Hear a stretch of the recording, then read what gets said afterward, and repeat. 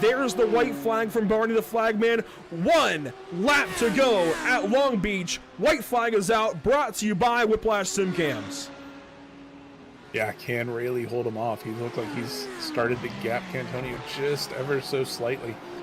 Got about half of a second. It's been hovering right around there. Oh, Cantonio really pushing. He's sideways out of turn number 1. But Rayleigh just keeping that car pointed in the right direction.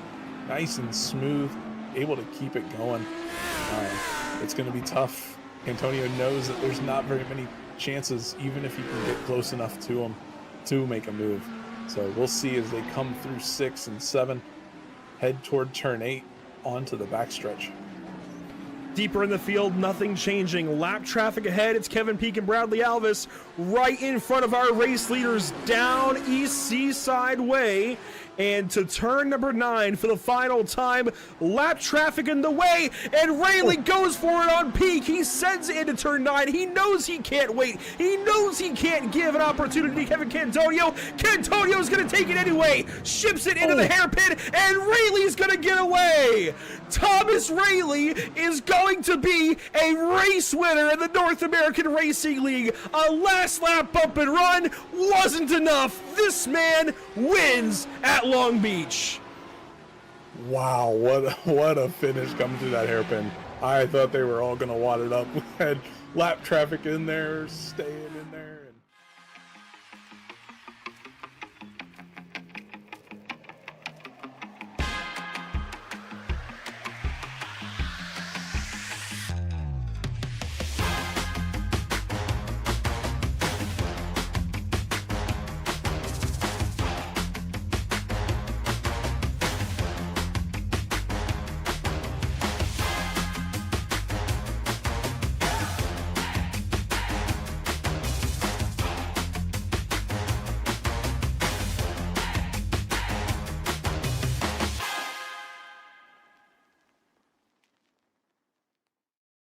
Zelazny might have a run here. He pulls up.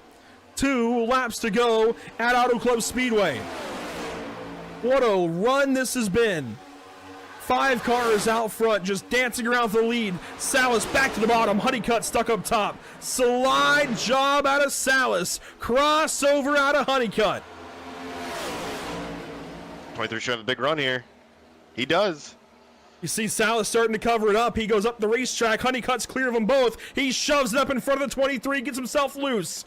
It'll be white flag this time by. Salas down low. Zelazny looking for a hole. Side by side, 3 wide, coffee in it. White flag is in the air. 1 lap to go. Brought to you by Whiplash Simcams. Who is going to win the Luke's Playhouse 200? Honeycutt controlling the race. Coffee in second. Tires are aging. Zelazny off the top rope. Got a little bit free. He's going to crash with lights. And yes, wall there. Who knows? Honeycutt, though, leading the race. Can Coffee get a run? He's going to send it. He hits him. Big bump and run. Coffee's gonna try and get away. Can Salas get there? Coffee's gonna crash. Salas is gonna crash. Watch Nick Lights here to the stripe. Salas is gonna do it with no front bumper. Unbelievable. Wow.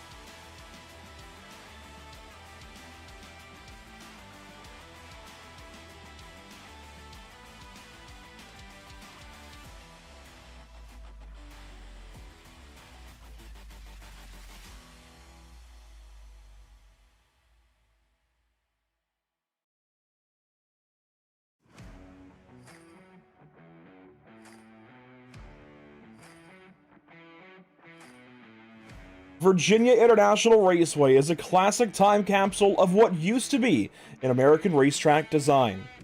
While there were dozens of military airfields converted into racetracks post-war, there were also gems such as VIR that popped up to support the booming auto racing industry in the best of ways. These tracks were sculpted from the land, they followed natural contours, and luckily enough, we still have some tracks, like VIR, that remain nearly unchanged since their humble mid-20th century beginnings. Welcome to Pitstop TV in the virtual Alton, Virginia. My name is Andrew Cardinale IV with Blue Carl alongside, and it's a pleasure to join you for continuing coverage of North American Racing League GT3 Season number 9. Tonight's coverage from Virginia is brought to you by Muradness, by JS Consulting, and by Screw Compressor Service. We're excited to be here. Pros are on track here this evening. And Blue, this is a really special racetrack. I really do hold this place near and dear to my heart. This was kind of my first road course experience ever in any kind of way. And it is such a cool place to go back and visit and kind of see how far I've come in the motorsport industry in the last handful of years. But for everybody, there's always some kind of unique story as to why they like VIR, whether they've been there in real life or not. It's just a fantastic place. And it's not my favorite track, but I mean, I gotta say it's absolutely fantastic. I mean, right off the bat, coming out of the pits, you open with turn one, and turn one, nice, big, long right-hander. It almost looks like it'd be a double apex. Just about, but not quite. It's a very late apex on the turn, and then like another late apex. So then coming to 2 and 3, 2, you don't even register as a turn until you hit it. Looking at this track map, you won't even think about it. And you get 3, and you got a lot of run out there. 4 to 6 is a really tricky section to get right, but when you get it right, it feels so good to get. And then you get a nice little bit of a run up to about from 7 to 10. You get a bit of this S's section, very nice, very curvy, very dangerous to overtake there. But I'm telling you, if you get it right, you're gonna be set up for turn 11 and 12. Another double apex, another big long right hander, and it might be my favorite corner on the circuit. Is what I would say if there wasn't this big straight leading into 14 to 17. Super fast left-hander. You drop down into 15. Take that turn into 16. Brake really hard for 17 and 17A, and then you come back out to the main straight. You get to do it all over again. Not my favorite track, but I always love this one. And I see it come up, and I'm like, oh man, we get to race this today. And that's what these pros are doing today. They saw it, and they were like, oh, we're racing this. It's definitely a battle of man versus racetrack. It is a tough place to get right, but so rewarding once you do figure it out. And I'm still working on that myself. That's why I broadcast these things and don't race them. But you know, I would say that the most complicated part of this racetrack, for me at least, has always been turns 3 and 4, NASCAR and left hook. For some reason, that spot is always the most difficult thing. And it's so early in the lap, too. It's so defeating when you begin a flying lap, especially in qualifying like these drivers are doing now, and you drop a wheel or you get loose or whatever it might be and lose time or even invalidate the lap right there so early on, because you've got to go around the entire rest of the racetrack 3 miles knowing this lap is going to suck or won't count, and you've got to try and do it all over again the next time around. And you get back around to turn 3 or turn 4, whatever, anything in that lower S's complex, and you gotta just try and buckle down, get right back through it, and get it right. It is, again, so challenging. Much like winning a championship here in the North American Racing League, and that takes us right into point standings here. Of course, Dino Filippa on top still. 12 points now separating these two at the top of the pro standings. Ralph Benitez winless, but right behind them, 23 points out, Roman Pascucci sitting at 4th. I mean, I'd say any of the top 5 right now are certainly in contention. Maybe even a stretch down to your top 7. 3 rounds remaining. I think Rubilar can technically get it done, but that's going to be a very tall order for anybody outside of the top, really 4 or 5, to get this championship this season. Certainly, I think the favorites, if we want to focus on them tonight in this way, are going to be certainly Dino and Juan, the 71 and 89 on the pro side. On Pro-Am side, Blue, here's the standings. Noel Marone certainly feels like the favorite, but I think Blas Diaz and Paulo Goday are fantastic threats for this title, and I think really it's centralized to those 3. I mean, Blas Diaz put up a wonderful fight last time at Suzuka, if I remember right. And these top 3, I mean, they're all within 30 points of each other. pros weren't quite in that gap, but these pro-ams, they're keeping it tight. You keep it real tight until, I guess, 4th, and then everyone else, potentially. Is it unlikely? Yeah, but, miracles happen sometimes, and some of these drivers are going to be looking for that. For these top 3, it's pure competition for these guys.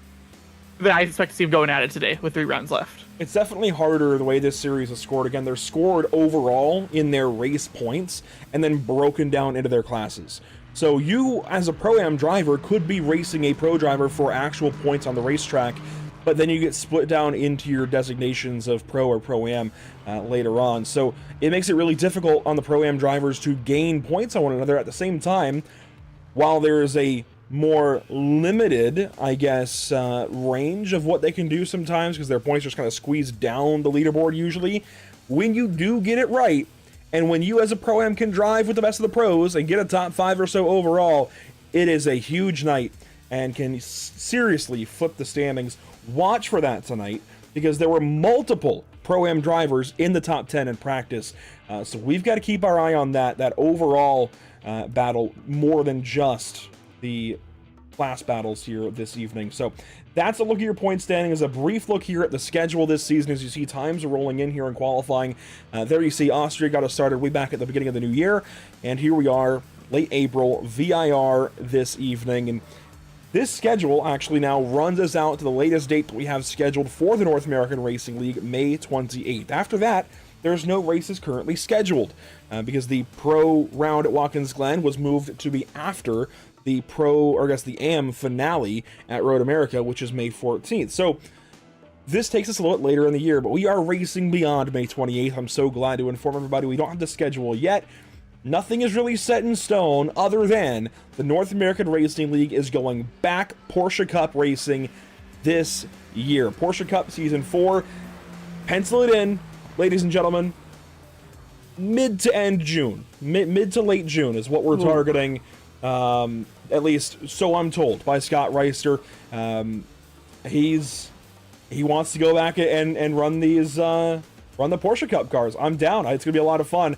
There's the new Porsche Cup on the service, and I think it's gonna be a very enjoyable combo. That said, talking about Pro-Ams potentially going at it with the pros, Blue, well, it just changed, but Martin Chico was on top overall in qualifying for at least a handful of moments. He just got knocked down by Dino, Nicholas, and Roman, but man, right now, Martin Chico looks really, really good. Juan Blanat now top of the board here in qualifying. We could have a very interesting race in our hands. I mean, interesting in so many different ways. I mean, you got the points race that's going to be super interesting, seeing Chico putting it up on pole like that. We now know he has the pace to do that. But then you also realize there is a reason why there's a distinction between Pro-Am and Pro. There's race pace, qualifying pace, and then there's race pace. So is the race pace going to match the qualifying pace where he's keeping up with these pros, or is he going to fall back and almost be like really early traffic for the rest of the pros and maybe even some of the Pro-Ams? We'll find out exactly how it all pans out here shortly. Just 3.5 minutes to go in this session. While we watch this lap for Nicholas Rubelar, most recent race winner here on the pro side, let's also talk about the weather conditions these guys have. That is going to play into this session, and of course the sprint race and the feature here in a little bit. 67.6 degrees rather, just under 68, I guess, and that's the air temp. The track temp much warmer. And if I pull up this next graphic as well, date and time, it shows you we're pulling the realistic day in the sim. So the air temp is maybe a little bit cool for this time of year, and for VIR, at least it's been pretty warm around here lately. But the track temp is still going to throw these guys nearly 100 degrees Fahrenheit. That's pretty toasty, as here comes Rubelar across the line to maybe go a bit faster here in qualifying. He's trying to go up. He does. What can Dino Filippa do? It will not be pole. About Juan Blanat across the line right here. Can he go for pole? No, it's going to be slower. And Martin Chico, by the way, has one more lap in the bank. He's on it now. He is third overall, Blue. I mean, even with what I was saying earlier, I'm sorry if it sounded like I was doubting him. I mean, just putting up third overall alone is still absolutely insane with the field of these drivers. I mean, You got 10Ks in here, you got 9Ks, you got 6Ks. I mean, you got some insane drivers in here. So being able to put up these times against them still being able to compete with them. Can he go faster? Maybe just a bit. He might get third out of that. He got dropped down to fourth. No, that lap did not count. There was an off track somewhere. Oh. He will stay fourth on the grid. Blas Diaz, by the way, 10th on the grid currently. Both of these Pro-Am drivers mixing it up in the top 10 overall. The next closest is a row behind Blas Diaz currently. Noel Marone currently qualified 12th. There are some more times to roll in. There's Chris Winstone. He's already done. Jose Ramirez done as well. We don't have long to go, but we do have Jacob Stofko, who has been rising up the power rankings lately. He's not quite in the top 10 yet, but I can tell you he's getting there. He's also been rising up the point standings. Jacob is down in 30th right now. I would expect this 34 to qualify much better if he can just get back around. I think he's got enough time, Blue. I think. I think it's just enough time. It's barely enough. I think he's going to get it, though. This guy could be a threat to go pretty high up on the grid. I would say I'm looking top 15. And that could bump Fabio Zamperlini down. He's 15th overall currently. Victor Veloso, he is actually dead last of the pros in 10th in class, but 14th overall. He could even mix it up with guys like Noah Marone and Paulo Goday, possibly. Jacob Stofko. Let's see what he can do here. Through roller coaster. Hog pen up next. You can see he is such a fun part of this circuit. It is, and he is pushing the car big time. I mean, it's punishing for the car. It's punishing for the driver's body too. I mean, even when we're all in sims, working it through. Let's see when he gets across the line, though. Oh, he picked up. He picked up about a half second. Let's see where that's going to put him. Not quite as high as I was thinking, but 21st on the grid. That is now 11th in class. He still picked up a good, healthy portion. And if he can, put up some race pace to back that up, Jacob Stofko could still move up the order, certainly, here in this sprint race. And, of course, as qualifying wraps up, we can take a look at your Whiplash SimCam's race details. It's the same formula we've had all season, and even since season number 8. 20-minute sprint race, 40-minute feature. The top 8 will invert between races. That is the top 8 overall, not per class. Fixed sets, 45% fuel load. It is the same as we've come to expect. And before we hit the grid even, at least let's see where these guys are gridding first, I suppose. We got a whole lap. We've got plenty of time. Let's take a look. Before we even see where these guys are all starting, let's take a look at those power rankings. It's been a lot of fun to track these the last couple of seasons and look at how tight things are. So when you see where these drivers are starting in a moment, Nicholas Rubilar, a 10th of a point behind Dino Filippa, and throw in Juan Blanat as kind of a wild card right behind them as well. Roman Pascucci, he has been fantastic lately as well. He is qualified 8th, so pay attention to where some of these guys are qualifying. Noel Marone, for example, 6th in overall power rankings. Blas Diaz, Paulo Goday, they've been fantastic this season. They're mixing it up with the pros. Pay attention to where these guys are starting here in a second. I promise you, it is going to come into, at least into the broadcast in some way, shape, or form, and the storylines here today as we go on through the evening. So, with that said, let's go ahead and get down through our ATVO starting grid, and I'm going to try something really quick. This is an experiment piece really quick. No, it didn't work. See, Blue, we were talking about it. Yeah, there it is. But we do have this. Let's go ahead and go down through the grid. Nicholas Rubilar, there you go, out of Chile on top with that 10.4K I rating over Marco Saavedra at the 9.2K. Down in third place, Juan Blanat, Martin Chico. How about that? Seeing the 6,000 I rating, that's 6,800 mixed in with the 10,000, 9,000s. That's pretty cool. Martin, watch out for that 189 here tonight, alongside the number 89 on the grid. Back in row 3, though, Ricardo Rico and Dino Filippa. It's going to be a lot of fun to watch these guys, I think, from row number 3, with Ralph Benitez and Roman Pascucci rolling off of row number 4. To complete your top 10 here this evening, how about Daniel Antunes, the number 3, alongside Blas Diaz, another Pro-Am driver.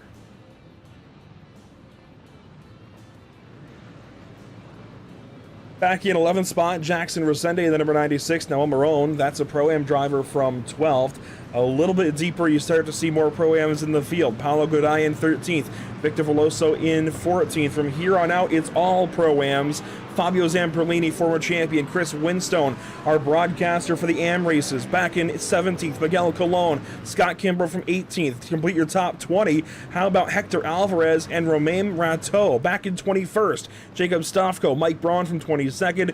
Diego Eda there from 23rd, and one of our only McLarens in the field. A Lamborghini for Angel Ledesma back in 24th spot. How about Lucas Souza in the Mercedes and Josue Ramirez in the Lamborghini in 26th. Back in 27th and 28th, a pair of Mustangs, Sam Sawyer and Andy Ray Miller. To complete your top 30, Marcos Franco alongside William Oro Silva, rather. Back in 31st spot, how about Jose Sara. Sorry, there's some middle names in here that get cut out in the grid. Nick DePaula there in the number 37 from 32nd spot. And your final row on the grid, Jose Correa and Icaro Piccolo in a Lamborghini and Ford Mustang, respectively. The whole field working their tires in. And this is something that was not previously allowed, Blue. These guys didn't used to be able to warm tires like this in this series. It was outlawed due to causing issues on pace laps and such. But we've brought it back. We're allowing these guys to take the pace lap, the formation lap, to do this tire warming. It is a crucial step in making sure you are ready to go at the drop of the green. I mean, there's a huge difference between having warm tires and cold tires. I don't know if anyone here who's watching right now, I don't know if you have tried putting in a hot lap compared to cold tires, and when you're on warm tires, it's quite different, I will say. And I just have to ask you again, what were the temperatures today, especially like the ambient temp?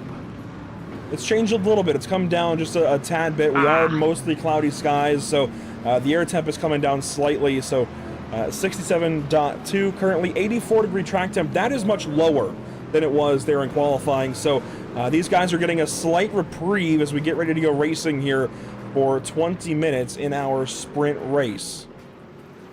See some and now I'm just gonna say it throughout the field. I think that might be hardware related. Give it a moment once these guys get racing, and that should taper off. And I'm just going to say it for everyone who's watching who is saying it themselves, 6-7. Well, I had to do it.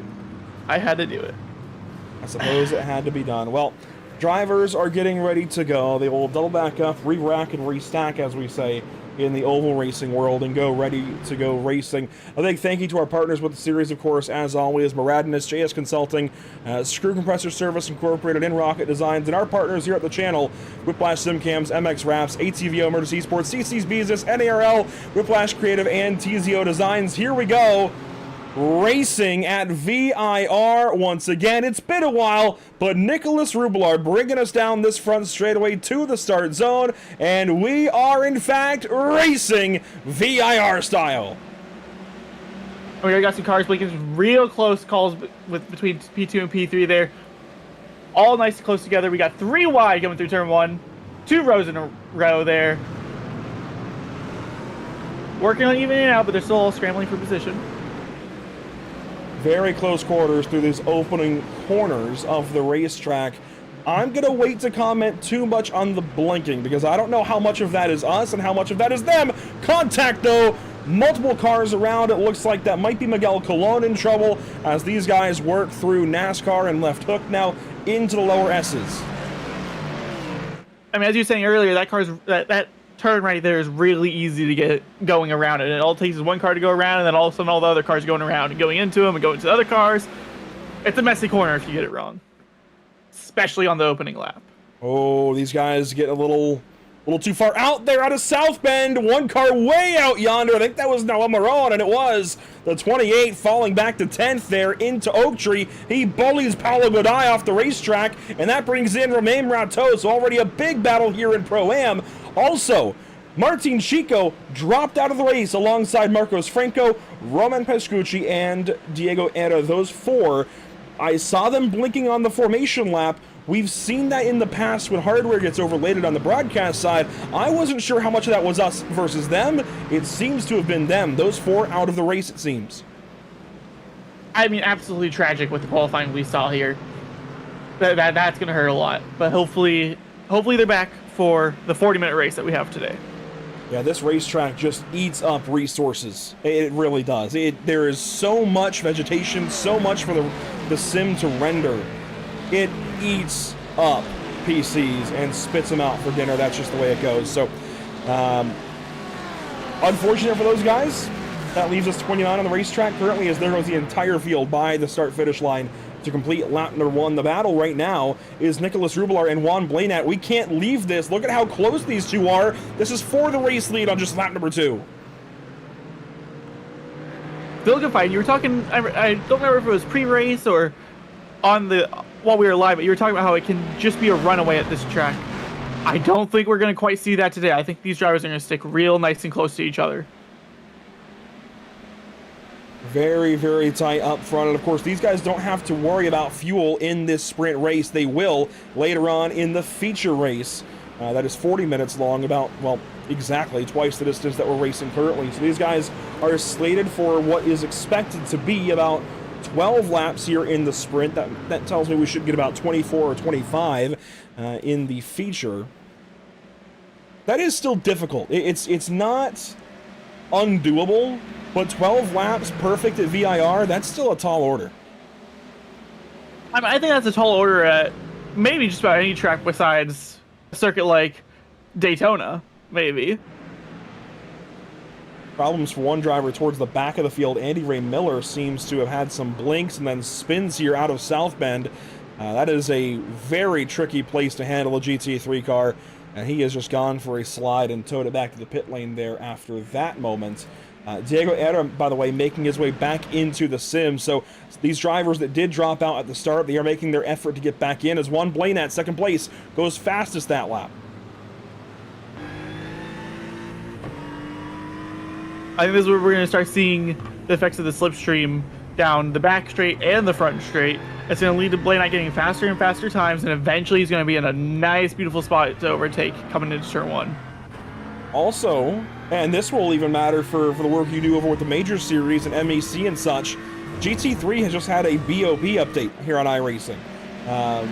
Different cars getting different adjustments, some getting more power, less power, some getting better fuel economy, some getting worse. So that is kind of shifting things for these guys, and there were some pros asking, hey, can we change cars?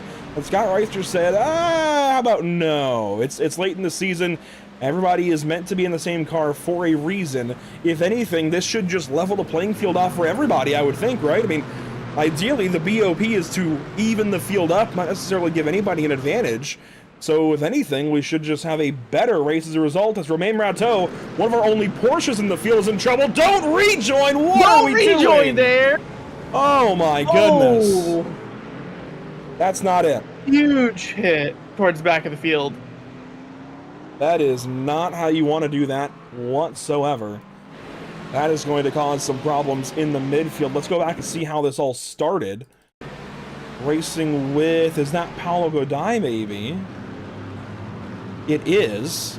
Paulo to the inside into Oak Tree, and Romain just didn't give him any daylight. I don't know if he was owed that daylight, honestly, Blue. That was heads up. I don't think he was owed that daylight, but out of everything here, I mean, that was just that not is the right move. That is the big thing that needs to slap on the wrist, honestly.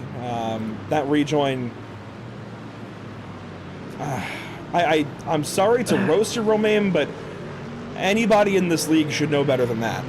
And that's just, I think, a rookie mistake. Maybe just being a little bit flustered.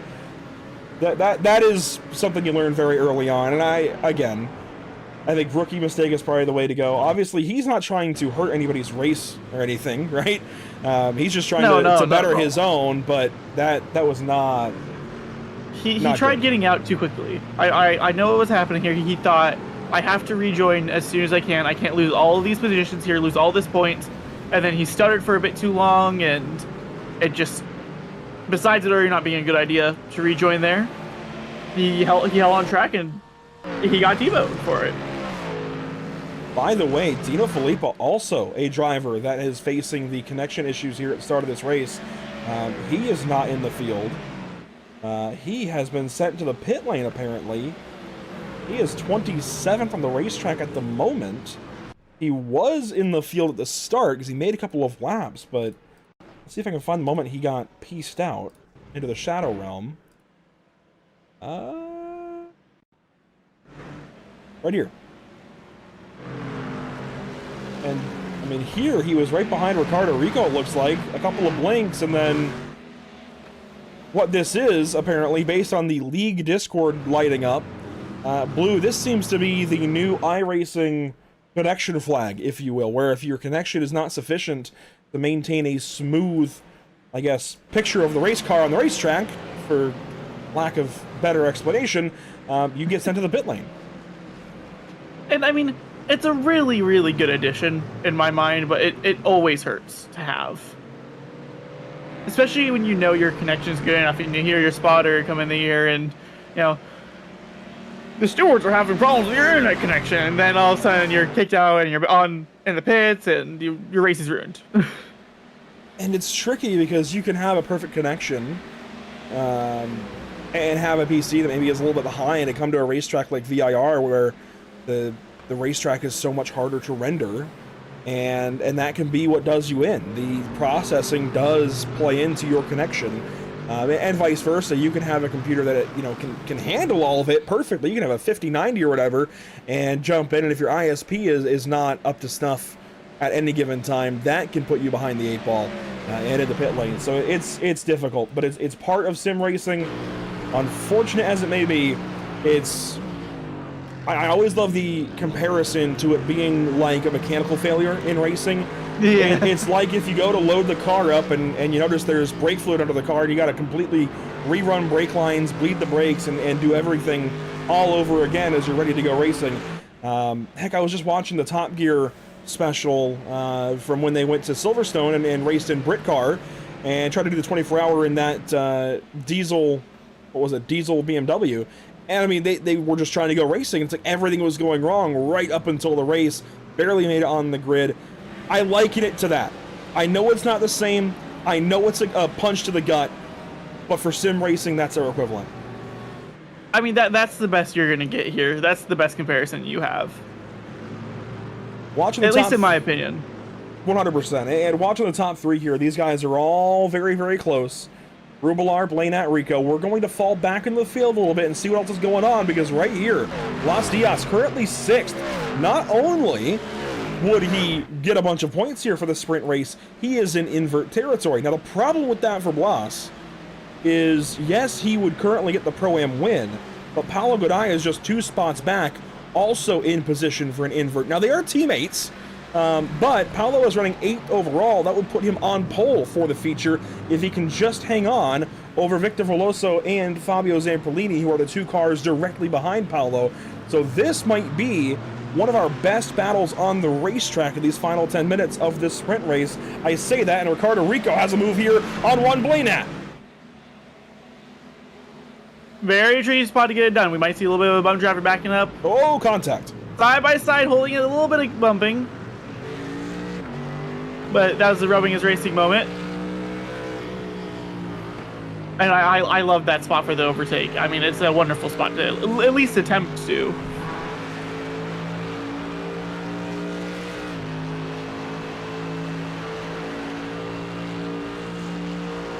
Riding on board just past halfway in this sprint race. I would say, based on the pace these guys are running so far, maybe 23 laps in the feature versus 24 or 25. Obviously, we'll keep an eye on it. It's not that important right now. But this is your battle amongst your top 3. How about Chris Winstone going wheel to wheel here with Scott Kimbrough? This is for the 5th position. Here we go. Let's look forward from Kimbrough's machine up to Chris Winstone. You saw the train behind Kimbrough, though, and this could be an important fight for the entire midfield of the race. Look at all the cars lined up behind. You've got Lucas Souza, Nick DePaula, Angel Ledesma, Hector Alvarez, Jose Ramirez, Jose Sara. All of these guys lined up not far behind this fight for what is 5th in class or 12th overall.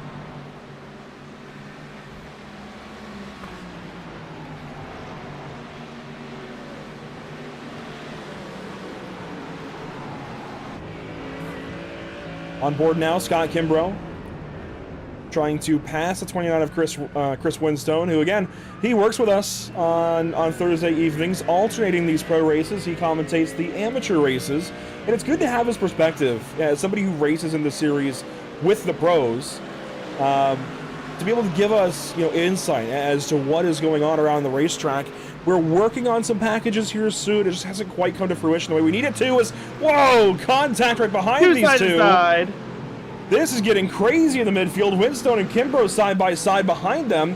You saw DePaula give a shot there to Lucas Souza. Kimbrough will get by Winstone. And Lucas Souza's got trouble. He's around.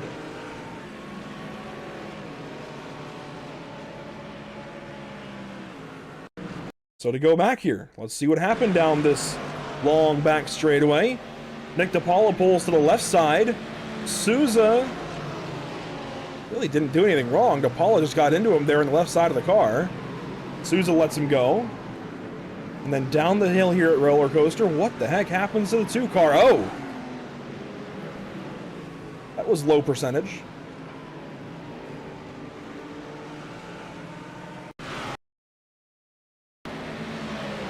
I get it if you see a gap car, but this is pretty low percentage from Angel Ledesma, I think. I think this is getting into the desperate. Yeah. We're in the desperate race right now. It's a 20-minute race. They feel like they don't have a lot of time, and they have to get it done right now, and it's getting the better of some of these drivers. That's a great point. I wonder how many of these moves would be made if this was, a 40-minute race followed by an 80-minute, for example. If these race lengths were doubled, I wonder how aggressive they would not be versus how aggressive they are, if that makes sense, because they do seem to take any opportunity they can, and I get it. When you frame it like that, just 20 minutes to get it done, and now we're inside of 7 minutes to go, you do have to take these shots when you get them, but that was still low percentage from Ledesma, and that will cost Lucas Souza. This, though, a battle now for 16th. Chris Winstone dropping down the order, and these Lamborghinis are trying to take advantage.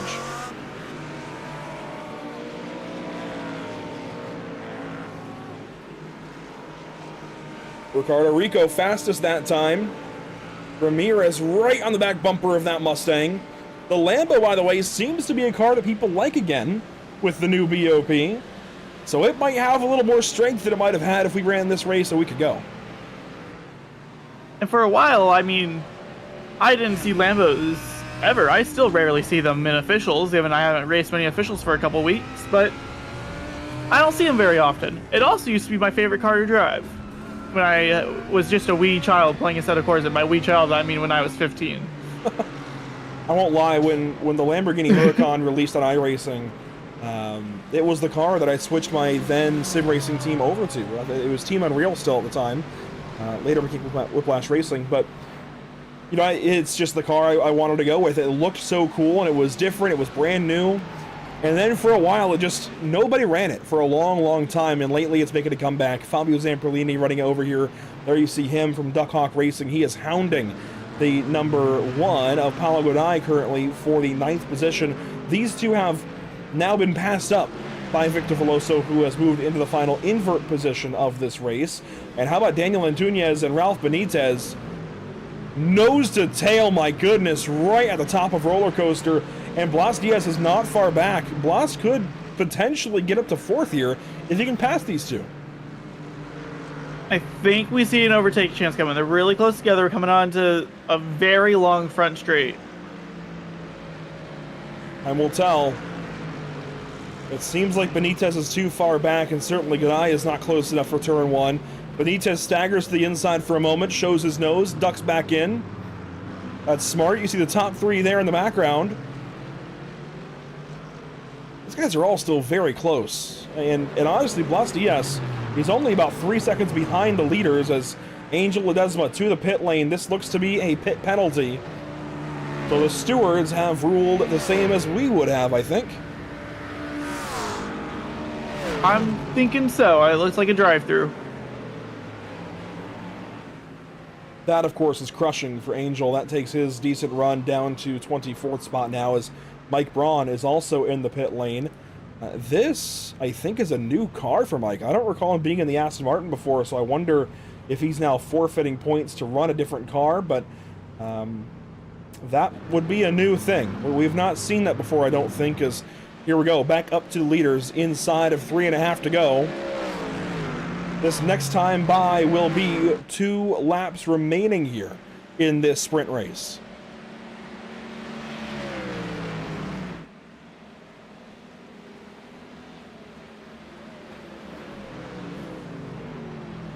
Nicholas Rubelar still leading.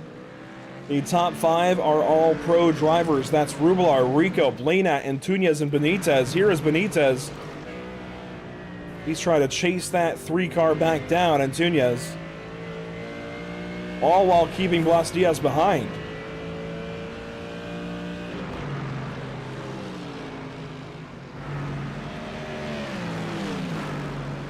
Honestly, Blue, watch out for Blas here, maybe in turn 1, maybe not. He'll hold behind, but this 55 car is right in striking distance on the 43 now. This would be for a top 5 overall in the sprint race. I don't think we've seen that yet out of a Pro-Am driver. I mean, absolutely wonderful drive so far. But can he break that record? Can he get that top 5? And that's what we're gonna get the answer to here within the next 2 minutes. That's it. It's 2 minutes to go now. 2 laps to go that last time by the stripe. Now under 2 minutes to go in the race. Nicholas Rubelar, he's got company. Ricardo Rico right on his diffuser. That's through South Bend. Oak Tree next up. It's a passing opportunity if you're desperate enough, but Ricardo Rico not there yet. He backs off right in the center of the corner. Rubelar gets the jump back onto the back straightaway. If there's one corner that you want to get right, it is probably Oak Tree because of the back straightaway, but at the same time, when you're in the draft, if it's not super desperate, you can kind of allow yourself a slower apex because you've got the draft on the backstretch. Still, you've got to try and maximize it. It was looking really good for him. I don't know if you saw it, but I saw how wide he was going. It looked like he was getting ready to have a really good run coming out, and he got caught up a little bit on the apex of 12 there, and seems to have lost it. But let's see if he gets it out of Hogpen here. And back down the front stretch. White flag this time by from Barney the flagman. Final time around the Virginia International Raceway here in the sprint race. Still a whole feature to go after this. Rubelar Company, look at that bump! Ricardo Rico feeds him some of that front bumper, some of the chrome horn. Right into NASCAR we go now. Can Rico get this? You see them cutting absolutely all of the track that they can here. He's trying to get as close as he can without incurring any penalties, without spinning. He's really driving on the line here for Rico. Ricardo Rico hustling the car as hard as he can right now through the lower S's, now up to the upper S's. You see the villas there off to the left. That can be a little distracting sometimes coming over the hill right here. South Bend, so tricky. Both drivers nail it. The advantage still going to Rubelar. By the way, for the invert spot, Paulo Godai back up into 8th. He's just gotten by Victor Veloso, and now how about Fabio Zamperlini right behind that number 10 car? On to the backstretch, though, for the final time for our race leaders. It's going to be a drag race down to roller coaster. Can Ricardo get close enough? It's going to be close. He's almost there. Slipstream. We got defensive from Rubelar. Side by side. Wow. Still holding around the outside. It's going to turn to the inside. He backs up. He sticks behind the 77. He's going to look for the slipstream coming out of Hogpen here. I'm calling it. Really quick, here's the look back at Godai, Zamperlini, and Veloso. You see Zamperlini has gotten by Veloso, but down out of Hogpen. No change for the race leaders. And sure enough, the drag race won't do it. Ricardo Rico has to settle for second. Nicholas Rubelar back into victory lane. He wins the sprint race here at VIR. What a way to get things done. Paulo Godai here, he comes across the line. That blue Aston comes across ahead. And he will take 8th place. That is pole position for the feature here in about 6 minutes. And I just have to hear he's saying right now. I mean, he's got to be absolutely ecstatic about that. Jose Correa, meanwhile, off the racetrack there, down through Hogpen. He's going to come home in the 24th spot now. You see some of these other spots coming to the line to complete the sprint race. We'll see if Rublar can finish up front in the feature and talk to us after that. Boy, what a way to get things started, though, as here's Romain Rateau. Unfortunate for him, of course. Kind of self-penalizing and all of that. And I think he even got a penalty as well for the rejoin, so he will finish 25th here in the sprint. Dino Filippo credited with 26th. Diego Ero 27th, Mike Braun 28th, Noah Marone 29th. Andy Ray Miller currently credited with 30th, with Marcos Franco, Martin Chico, and Roman Pascucci, the bottom three. Unfortunate with the connection issues, but that's the way she goes, as Romain Rateau will complete the sprint race. Results will finalize. Victor Veloso, penalty right at the end. He is slid down back to 24th position there after the checkered flag. That is huge. Victor Veloso now buried deep in the grid for our feature race coming up. And, you know, talking about the GT3 cars, the whole class, the different cars these guys are racing, different manufacturers, and the BOP now. Blue, here is a look at the 2026 iRacing GT3 category, at least as it stands currently. Acura, Aston Martin, Audi, Ferrari, BMW, Chevrolet, Ford, Porsche, Lamborghini, McLaren, Mercedes-AMG. Those are the brands to choose from.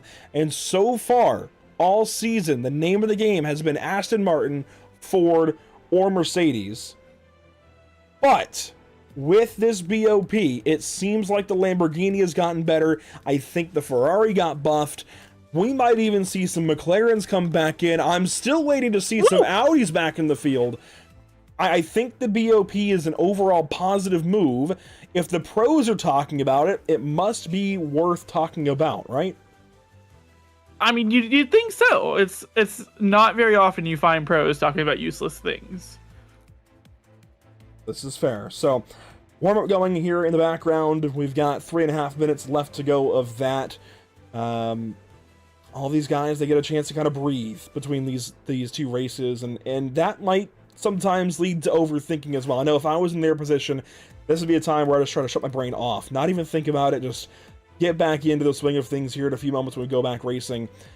But again, back to the point standings, they've got to be thinking, if you're Juan Blanat, you've got to maximize these points, especially with Dino Filippo down the order, not even getting to finish the race. This blows the Pro Championship wide open. Juan Blanat, Ralph Benitez, Roman Pascucci, he had problems. Jackson Rosende wasn't very high up in the standings. This might be the path that Nicolas Rubelar needs in order to win this championship, or at least take a crack at it. I mean, I think we're about ready to either see a Max Verstappen season, or I don't know the driver's name, so we're going to go Vax Verstappen season here for Rubelar. He's either going to go from 7th year all the way up to 1st, or he's going to flop somewhere along the way.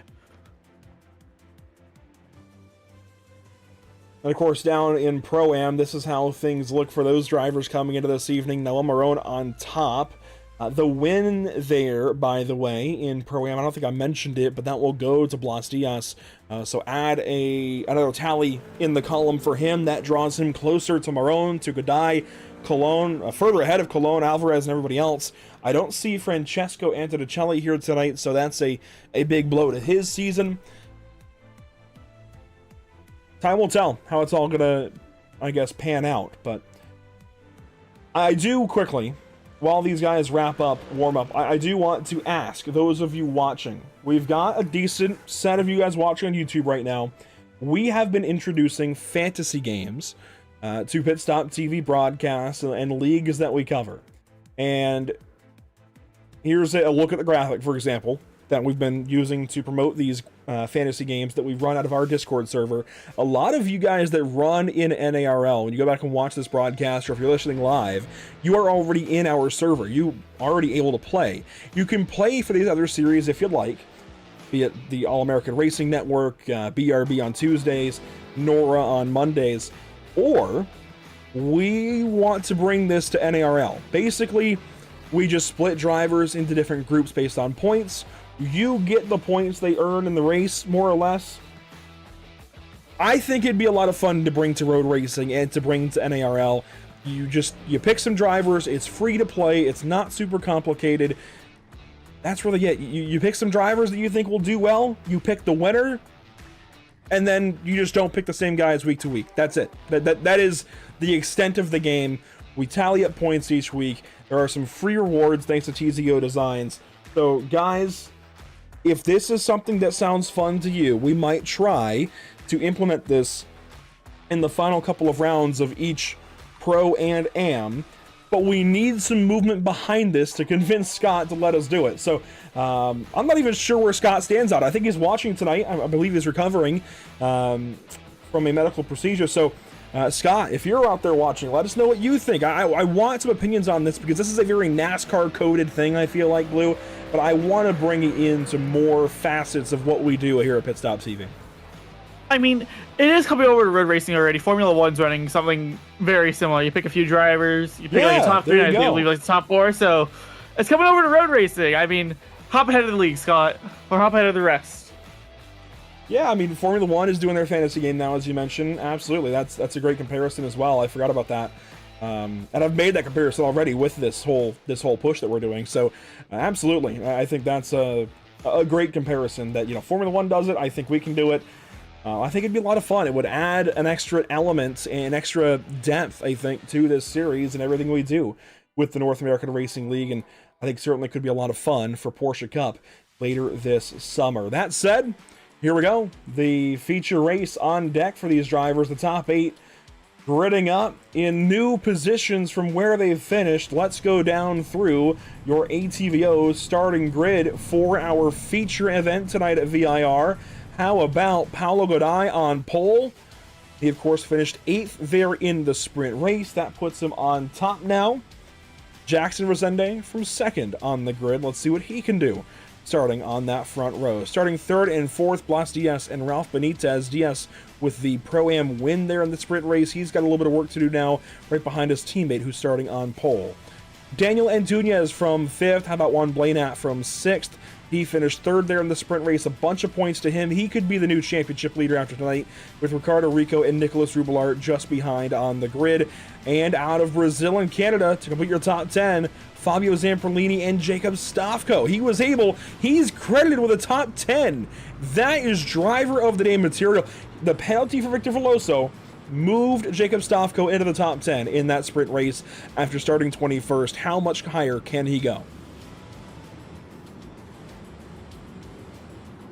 Back in 11th, Scott Kimbrough in the number 17. Nick DePaula from 12th spot. A couple of Mercedes AMGs there in row number 6. Back in row 7, Hector Alvarez alongside Jose Sara.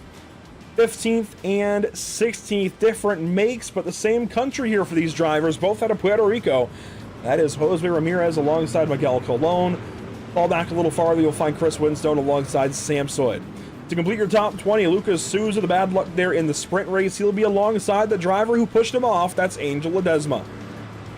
Icaro Piccolo and William Oro Silva, both out of Brazil. They will start 21st and 22nd. It'll be Jose Correa out of Puerto Rico. They were in 23rd. And Victor Veloso out of Brazil in 24th. To complete your top 25. Well, that button went twice. I don't know why. Stand by. I don't have a way to go back. I guess I'll build that in after this. I've never thought of that. But here we go. 25th spot, Romain Rato out of Guadalupe alongside Dino Filippa out of Argentina. And your final few drivers, Diego Eder there in the McLaren, Mike Braun in the Aston Martin, Noel Marone and Andy Ray Miller both in Fords. And finally, Martin Chico and Roman Pascucci there, 31st, 32nd, ahead of Marcos Franco and Marcos Saavedra. Now, both points leaders having big issues in that sprint race, putting them behind the 8 ball on the grid now for the feature. That is big. But these guys do have, I think, 1, maybe 2 drop rounds. They aren't necessarily going to lose the points lead. I think that's a big distinction that needs to be made. They have drop rounds to fall back on. But if this ends up being their new drop round, Blue, the problem is, how good? I guess the question is, how good is the new round that will be counted that was their previous drop round, right? Because if this is their new drop race, a different race that was previously dropped as their lowest score is now counted as a score towards their championship total. How good is that race? So this might still be dangerous territory for these guys, but it's not game over just yet. It's gonna be interesting. It's gonna be strange, and it's gonna be even more strange is the man who has it on pole right now. a Pro-Am driver here on pole and a field of pros. Here on pole and a field of pros. I'm sorry, my speech does not want to do speaking things today. Oh, what do you predict is going to happen? I mean, we have 40 minutes for things to happen. A lot of time. You think we see a miracle today, or are we going to see a sad story? I would love to see a Pro-Am get the overall win. I've been informed, by the way, just one drop for these drivers, which makes it just razor tight, the margin they've got to work with. That is interesting. I thought it was 2 for a little bit, but 1 drop for these guys. 7 scores will count. 1 will be dropped of the 8. Let's get this race started and come back to all these storylines. Here we go. Out of hog pen, onto the front stretch. Paulo Godoy in control for the start of this feature race. Down the front straightaway, VIR about to get going once again. Green flag for the NARL feature race at Virginia International Raceway. The pros and Pro-Ams right back at it down to turn 1. Already a big block. Jackson Resende down in front of Blas Diaz. It is electric at the front of the grid. And quite a big breakaway for the number 1 car. The P2 there is also getting a bit of a break. Everyone else seems to be side by side or behind someone who's side by side, slowing everyone down. Car off. Oh, that's not going to do it. 2 and 3. Problems. There it is. There's the NASCAR incident. Fabio Zamperlini off the course. Multiple others in trouble there between turns 3 and 4. Lap 1 incidents are always scrutineered a little bit more harshly here in the North American Racing League. That is going to be a penalty for somebody, that's for sure. Let's see the rest of lap 1, though, before we go back and check any replays. 2 Pro-Ams sandwiching Jackson Resende, the pro, here as they work through South Bend back to Oak Tree.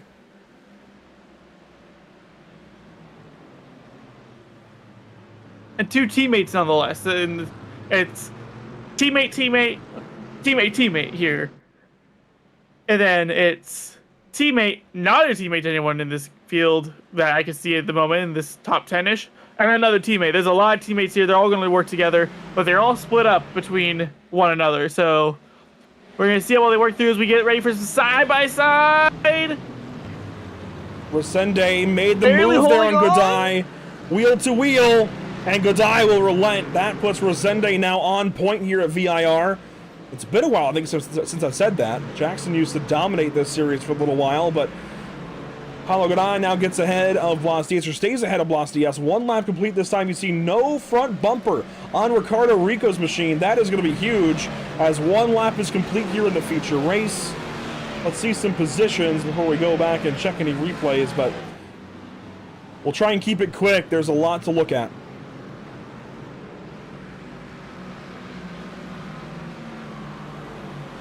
Battle now. This is Ralph Benitez, Nicholas Rubilar, as they get through NASCAR Bend. Left hook coming up. Stofko in the top 10. Nick DePaula in the top 10 right now. Both of those overall, by the way. And Icaro Piccolo, problems in NASCAR Bend. Watch out. Gino Filippa nearly slammed the back of him. Jacob Stofko, problems in the lower S's. He gets it back on the racetrack, but slowly losing spots. There goes Jose Ramirez. Here goes Miguel Colon. Next up would be Jose Sara. But the bleeding is stopped for Stofko. Kimbrough now into the overall top 10. And Ricardo Rico, still no front bumper. Got to wonder how early he's going to pit to try and repair that car so as to... Whoa, what's going on here? DePaula way deep into Oak Tree. Kimbrough went with him. Winstone now going to try and take advantage. I just want to look at the replay of the start. Well, the drivers say no to that. You get to watch the live race currently. I mean, it's 40 minutes and these drivers are driving like there's 10. But they're doing so relatively cleanly. I really just want to see what happened at the start for the pros there in the opening sector of the race. Kimbrough now slow. He's losing spots again. 1 off. That was Oro Silva. He's back on behind Ledesma. These guys, this is electric right now in the midfield. Everybody bumper to bumper, wheel to wheel. Very little room across the racetrack. That section in particular especially is very, very tight. It's hard to get moves there. It's hard to get passes. It's hard to stay on the track even sometimes, depending on how you're driving, depending on the temperatures and who's around you. Sometimes the slipstream will just throw you off. All right, we've got 2 laps, and I think it's time we go back and see what happened. Bear with me to get back to the start of the race. It will be a little bit challenging, but here we go. We've actually got it in one go. And we saw Rosende making the move over to turn 1. That ultimately got him the lead later on, but I'm not sure what happened other than Ricardo Rico being involved here at the start. Benitez alongside, is that Rubilar? That's Antunes, actually. And it was actually Juan Blanat, so championship implications there. Blanat got over. Wow. That, and Zamperlini back on the racetrack there, door bang with Ricardo Rico. That is big for Juan Blanat. I knew there was somebody in all of this that had a big loss. A little farther here in the replay.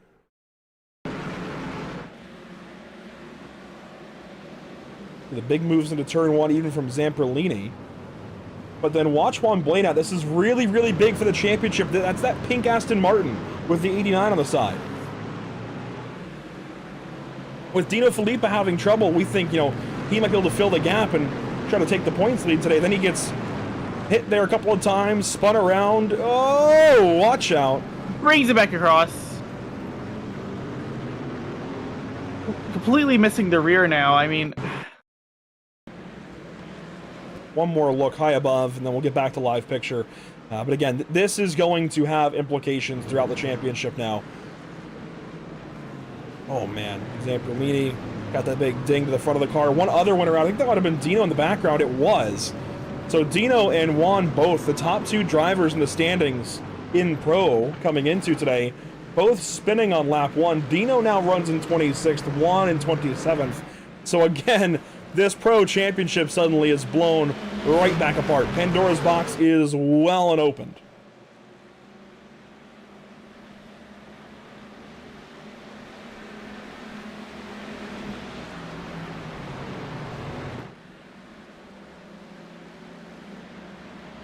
Looks like Ricardo Delgado missed the call for today's race. He's out in the YouTube chat. As we have some blinks here from Andy Ray Miller, who's behind Mike Braun. Dino Filippa right behind this. He's going to be wondering what the heck he's got to do to just have a quiet day and get some points. He charges up the inside there of Miller. Contact nearly out of the corner. Give it a nice rub on the bumper. Give it a real big sniff right there. Look at that. Incredible. These cars can bump draft to a point. I don't recommend it.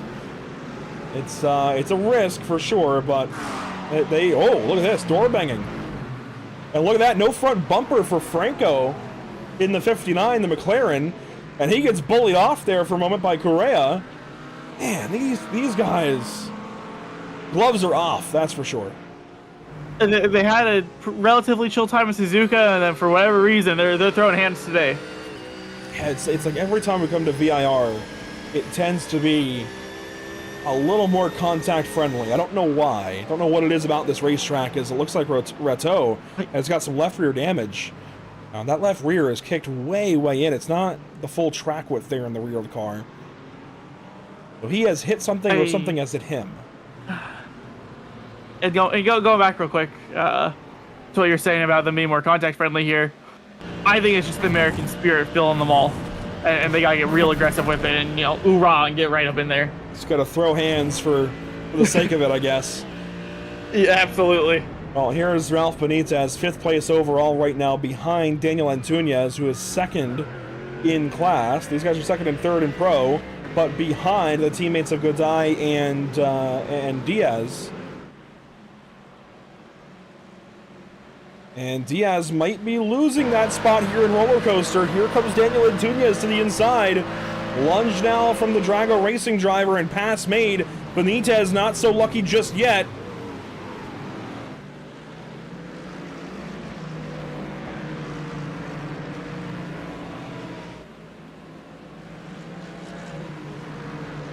Overall, very good race so far. Very good round to the championship. And I am of the belief that VIR has a place on most league schedules even NASCAR style schedules, I think, could benefit from going to VIR on occasion.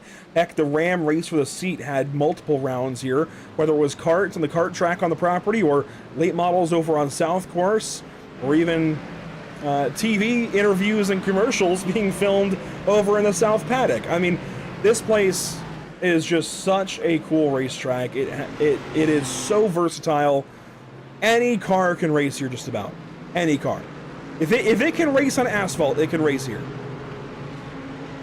Well, I think any car can race asphalt if you're good enough for it. But that's my opinion there. I wouldn't take a 410 sprint car around here. Yeah. I mean, there's nothing truly stopping you besides probably not the first idea. We had 410 sprint cars last night in the Dirt Sprint Car Championship Series. That was at Knoxville Raceway, a classic racetrack for those guys in that world, and of course that's the sprint car capital of the world. That was a fantastic race. Go back and watch it after this if you get the chance. But yeah, I don't think I would take dirt cars around VIR. Everything else, though, if it's pavement going, go for it. Although, there is a race up in Canada where they take dirt modifieds and go street racing. Yes, street racing, not just pavement racing, but street racing as there's contact there. Look at Rubelar shoot the gap. Blas Diaz got up into Ralph Benitez. That pushed Benitez off track, and wow, Nicholas Rubelar took advantage. Like, I don't even know. My brain wanted to go hungry, hungry hippo, but that's kind of demeaning. I guess I'm thinking about old 2000s and late 1900s board games. Yeah, that's just racing. I don't know. No, you don't get to today. I don't know that either one did anything wrong. You don't get to make that pass. Well, this will be a good view. I want to see if Ralph gets into Blas before Blas gets into Ralph. Of course, Blas made the blend over to defend, and then right here... Oh, yeah, Ralph kind of kicks off the curb a little bit, gets into his door. I mean, it's very slight, and frankly, I would be of the opinion that if you see that and you're mad about it, I don't know what to tell you. I mean, that's just heads-up, door-to-door racing. That's going to happen sometimes. You can't go contact-free every race, every lap, every corner. That's just stuff that's going to happen, and that was such a shot through... A move. Yeah, a shot, I guess, what is it, threading the needle there for Nicholas Rubelar, just perfectly timed, perfectly gauged, if you will, and honestly, even kind of counts as a Murtis mega miss for Nicholas Rubelar. I would absolutely say so. That was quite the miss. It could have been tragic. It could have been very, very tragic. But he avoided it for today. For now, at least. Yeah, that's the Murtis mega miss. Up to this point. Meanwhile, Blas Diaz now has a mirror full once again of Ralph Benitez, with Fabio Zamperlini not far back. And Fabio, this guy is an OG. I've said it before, I'll say it again. He is an OG of NARL. I'm sure Scott can pull some stats. I'm pretty sure he won one of the very first couple of championships.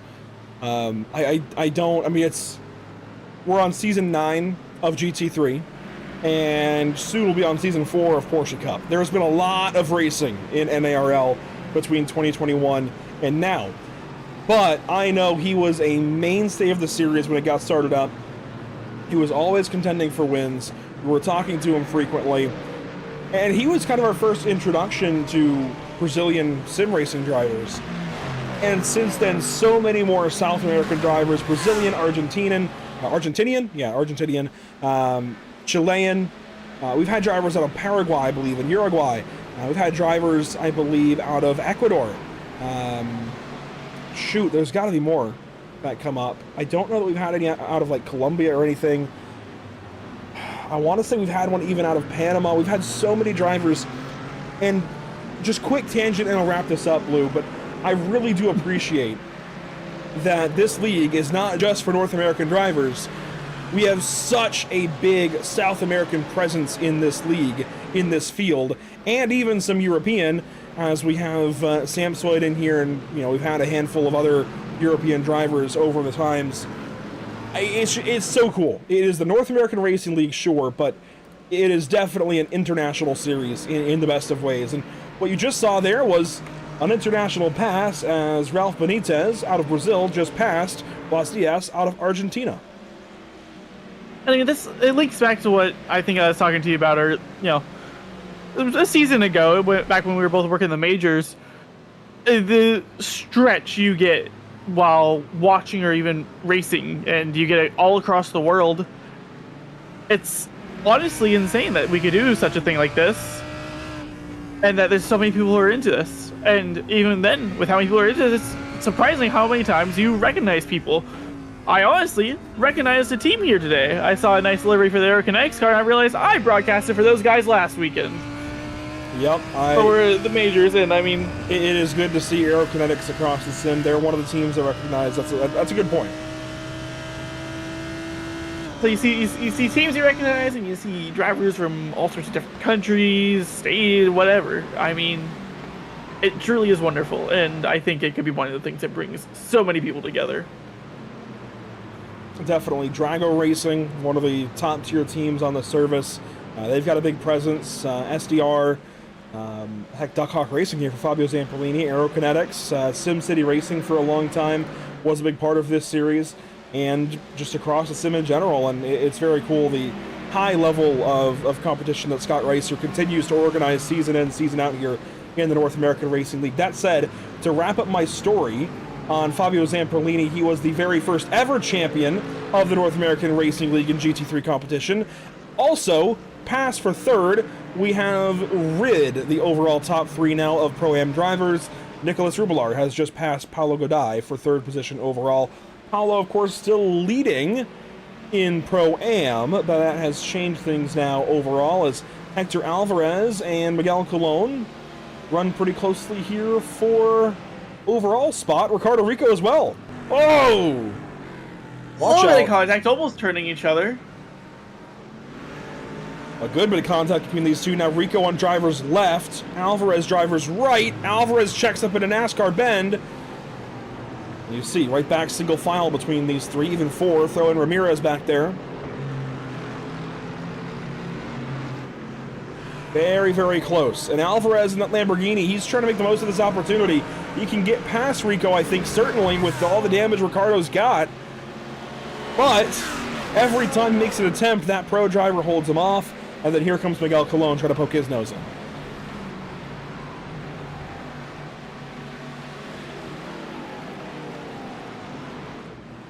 Jordan White, who races in the amateur side of this series and predominantly in the BRB Racing League and even on Sunday mornings in the All-American Racing Network.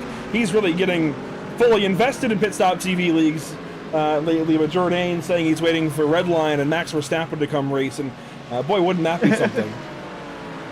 Like, you know, that's one of the only steps we have left, Scott. I know Scott's watching tonight. He's feeding me the info, for example, but yeah, I mean, that's kind of the final step, is to get Redline and some of the top tier, like, sports car and formula drivers of the world in this league. Just get James Baldwin in here, see what he does.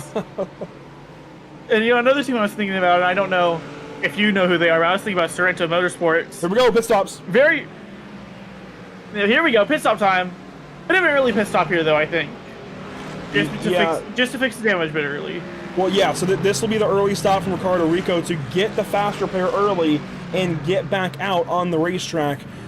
He's going to pay a slight price in pace on the track, but I think it's worth it for the damage repairs, as Angel Ledesma also comes in. There is Ledesma, and then you saw, yeah, he just went by Juan Blainat, also in the pit lane. Romain Rateau in as well. So a worthwhile stop here for a lot of these drivers. It's a Spaniard. Ricardo Rico heads back on the racetrack. Yeah, there you go. Another driver that used to race here a lot, Gustavo Ariel, and a lot of the Tony Kanaan guys at the time that have now gone different directions.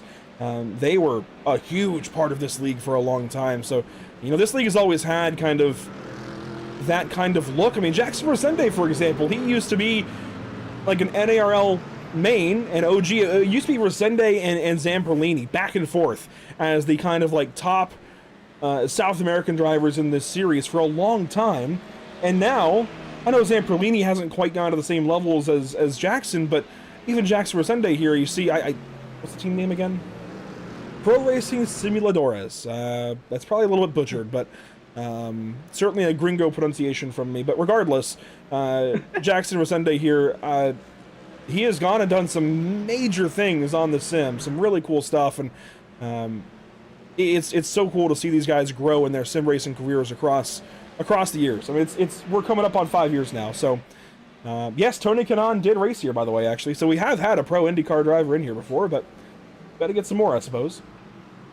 I mean, that has to be one of the biggest flex that these guys can give. I mean, I race with a pro IndyCar driver, at least in my mind. I'm not caught up on the league history, so I don't know all the drivers that have been in here, and I don't know the status of all drivers. I'm not into every league and every series, but at least I would think that'd be something to tell around the campfire, at least.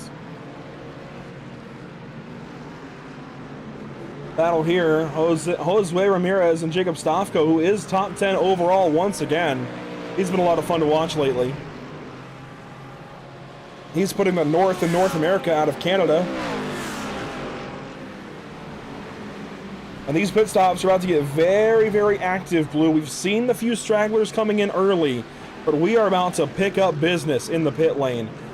We have had about 8 drivers come in so far for actual pit stops for service. Marcos Franco pitted a little while ago. He has stayed in the pit lane. He actually towed about 9 minutes ago.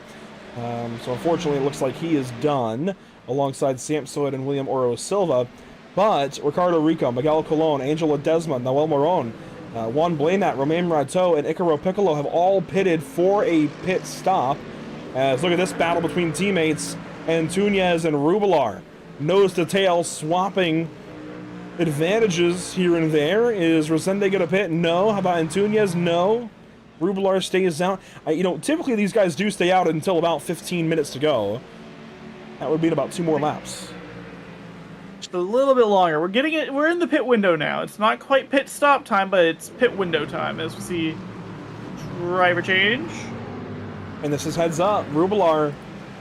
Well, let me look at the points again, actually, because Antunes, might have been a no. Antunes is well out of it, so this is very heads up. Put Rubilar out ahead. See if he can make up points in this championship. He is a long shot. We talked about it earlier, but he is just within range of what I think is possible to do as far as a comeback in this championship. 50 points out coming into today, but we've very well documented the issues for Dino Filippa, for Juan Blanat, for Roman Pascucci.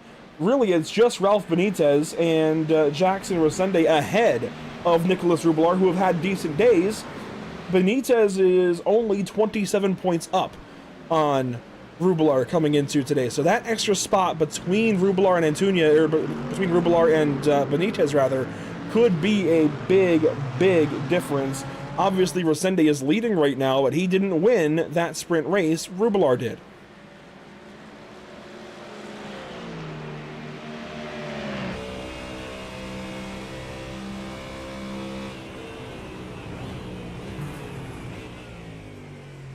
I don't know that we'll see pit stops this time. It might be next time around for the leaders, but they are certainly looming as you went on board there briefly with Nicholas Rubilar through roller coaster.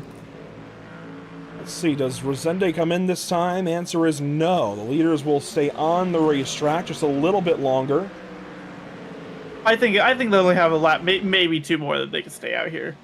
And I mean what they're going to do is they're going to come in, they're going to fill it up. It's going to be a sprint race from there. Yeah, typically it seems to be about 15 minutes to go when pit stops get real busy. As a handful actually are coming in here. Stofko and DePaula will come down the pit lane. Nick DePaula in the Mercedes. That is Jacob Stofko in the Ford Mustang just ahead. They come in. Mike Braun also comes in this lap. Chris Winstone has been able to stay out a little bit longer. He is now in 15th overall, 8th in class. Obviously, it's mid-pit cycle, so who knows where he will cycle out. I'm going to be curious to see what he's got to say about this race today. It has not quite gone his way, but he's had a lot of bad luck as of the last couple of seasons, so maybe soon something will turn around for Chris. He's been joining us in the broadcast this season for the amateur races. It's been a pleasure having him for him. Hopefully, things start to go his way soon.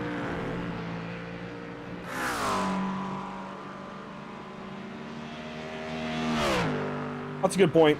I couldn't recall exactly. Ricardo, was it you who had the like spreadsheet screenshot of all the different cars and the adjustments, power and fuel? But anyways, the Ford Mustang did pick up some fuel economy, a little bit more efficient now on fuel versus some of the other cars. So what some cars lost in power, they made up for actually in fuel economy, fuel mileage. And that could be influencing what these guys do today. But I still think, yeah, pit stops this time as I was expecting, but maybe not. Rubelar continues on. He's going to lead this lap and go just a little bit farther. Question is, does he have the pace to make it an overcut? That's the real question, and that's what we're going to find out here in just a little bit. We're going to be able to judge it based on the gap between Resende and Rubelar. If it gets over, say, 26 or 24 even, if it gets to like 25, between like the 26 to 24 range, I think we're going to see him get away with it. But of a longer stop than we usually see for Resende, these guys must have run the cars right to empty. 35 seconds even in the lane there for Jackson. Dino Filippa in and out quick, actually. He went straight through the pit lane. That must have been a penalty right when these guys were pitting. That is going to shake things up. He may have also missed his box. I'm not sure, but there's Godai. He's alongside Benitez. This is a great fight between these two. Benitez rolls over and gives it up to Godai. I was going to try and pass that one car all over again. I meant 35 seconds. I thought the pit lane was a lot shorter than it is. Whoa! Ricardo Rico, power move to shut the door on Fabio Zamperlini. That was incredible. By the way, everybody pitted that lap except for Nicholas Rubelar that had not pitted yet. So Rubelar, the one driver going this extra lap onto lap number 15 of 24. It's impressive that he's been making up these spots and fuel saving like that. But the car did just get that fuel mileage buff. I mean, he's certainly coming in this time, right? There's no way he goes farther. Yeah, And sure enough, there we go. Sure enough, into the pit lane here for Nicholas Rubelar.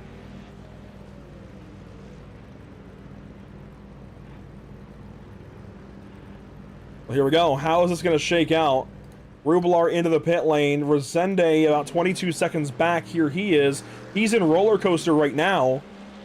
Rubelar into the box. Let's see. Almost done. Resende 10 seconds back.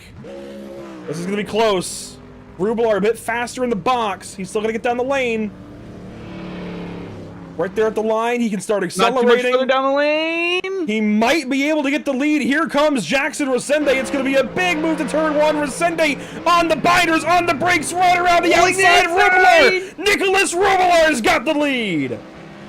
Wonderful overcut from Rubelar. I mean, I love seeing these types of moves. And that was real close, real down to the wire. Any small little mistake would have thrown him either into second, maybe even all the way back into third. That was absolutely beautiful, Rubelar. That was incredible. And maybe even a little unexpected too. I don't think Jackson is going to be happy with this. Not that Nicholas did anything wrong, just golly, now he's second again. He's going to try and pass this 77 car, and Rubelar has been, I feel, the best as of late. Dino still put up some decent results, so he's still on top of the power rankings, but I guarantee you, into Road America in a couple of weeks, Rubelar is going to be on top.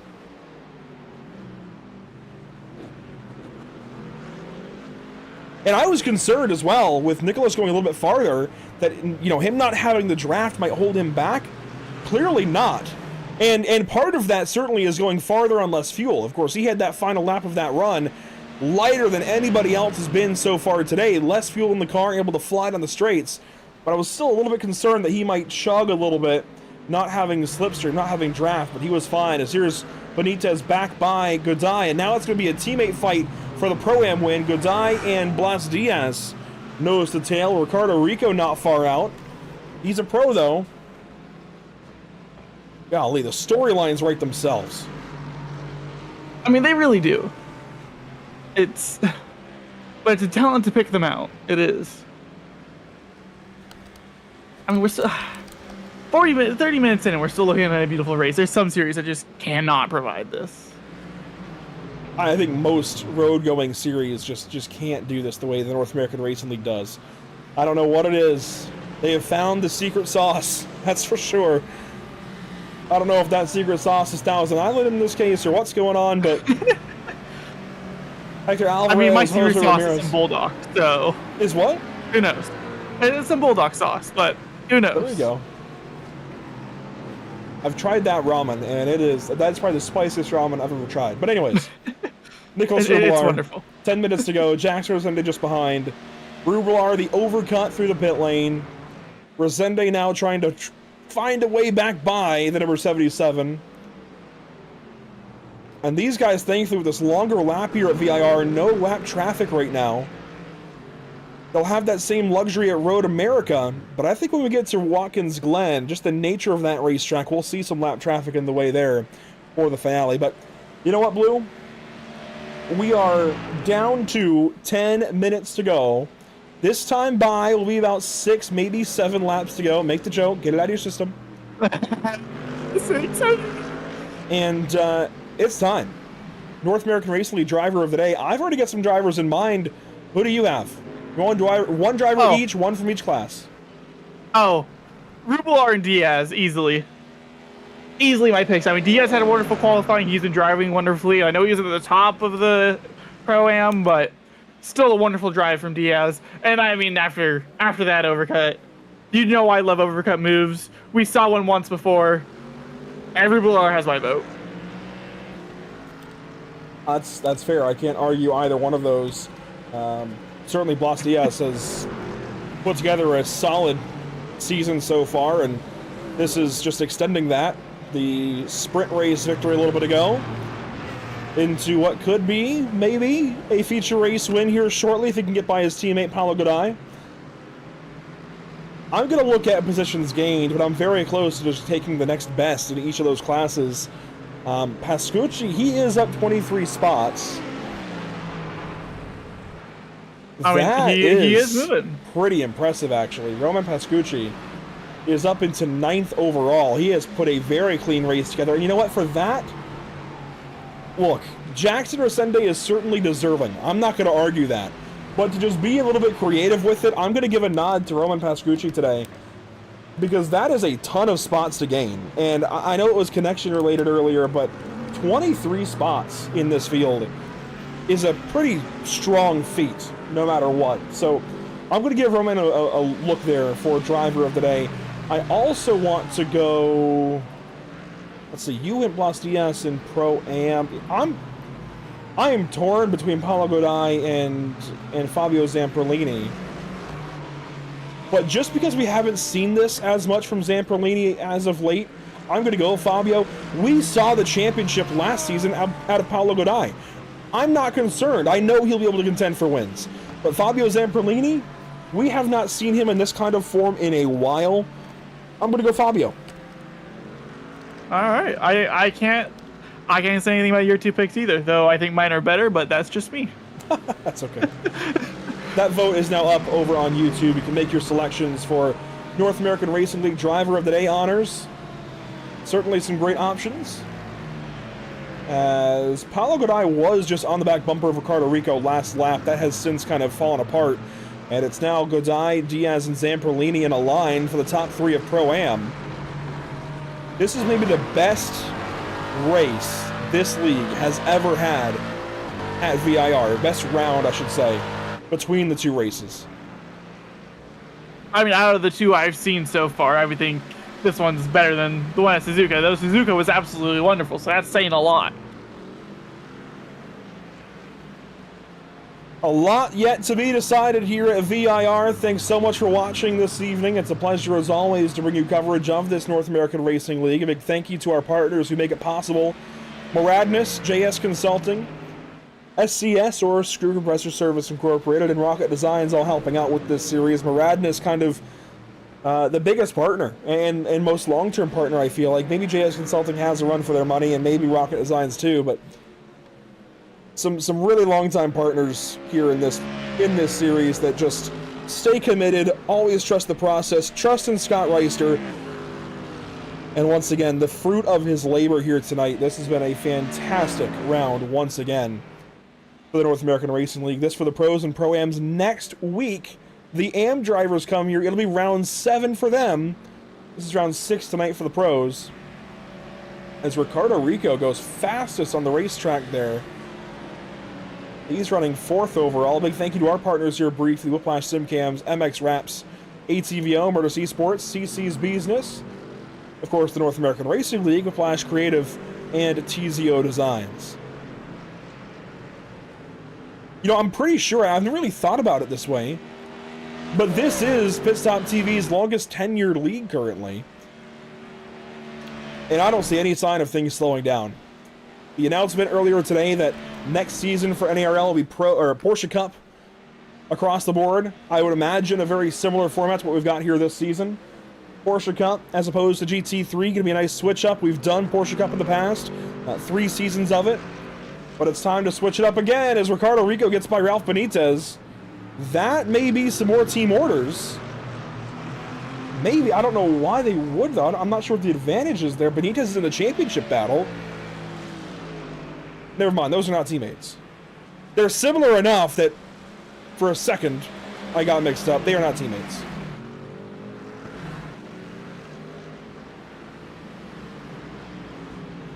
Which still makes me wonder how that pass just happened. I thought Ralph had a much larger gap. Oh, hello.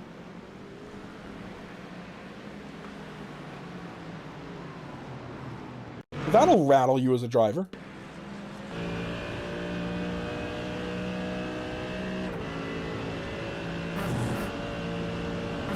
Here's the look from Ralph Benitez into South Bend and off the racetrack here.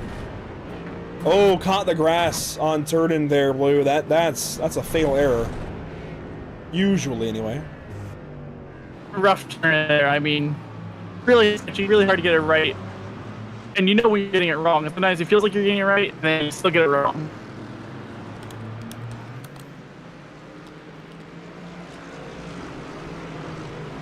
So your top 4 breaking away from the rest of the field. Of course, your top 2 are way out there. And then 3rd and 4th in picture here ahead of 5th, 6th, and 7th that are all Pro-Am drivers. Still just watching how this one's going to pan out. The final 4 minutes underway here at VIR. Next time around will be 3 to go, and what the expected race length was. I think we might get the 2 to go signal, though. Jacob Stofko, by the way, trying to get back into the top 10 here. He is just behind Jose Ramirez, and he's going to fall farther behind now. We saw Stofko get loose there right at the center of Oak Tree and lose a ton of time. So back to work. I mean, no matter who you are, no matter who you are, that is just a small little incident like that could be absolutely soul crushing. But the real test of a driver is how many soul crushing moments can you have and still keep it pushing. Yeah, I mean, again, it's like earlier when I used the punch to the gut line, that's exactly what that is there for Jacob. You know, he's hounding these guys, trying to get the spots back, or maybe they even just passed him recently. But now, you know, that position is probably out the window with 3 minutes to go here. I would dare say he's not getting that one back. So as we take 2 laps to go here at VIR, this race will only go to 23 laps versus 24. So be prepared for the sim not to correctly display the white flag. But Nicholas Rubelar, I can't do the math in my head. It's too much to try and figure out, but he is going to be in a really interesting spot here in this championship going into Road America in a couple of weeks. And I really do wonder if he can still win this championship. I know I called him a long shot earlier, and he is, but I think he's just within range. The points after tonight will prove if it's close enough or not. I mean, it's like I was saying earlier, I don't know how much Formula 1 you watch. It's going to be like the Max Verstappen run back in 2025. He's got to send it. He's got to win these races, and everyone else has to miss out somehow, some way.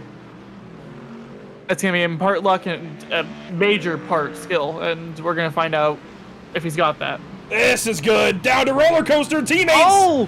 Teammates for the top end of Pro-Am. Blas Diaz has to fall back. Paulo Goday hangs on. Here comes Zamperlini to spoil their party. And Rubelar, he's going to take the white flag. One more time around. There's the white flag from Barney. Final lap at VIR, and for Pro-Am, things are just getting started.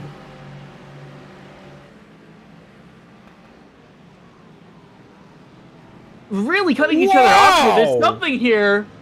Blas Diaz just sent it. Zamperlini's going to go right through. What the heck? I look at YouTube chat for a second. I come back and that happens. Wow.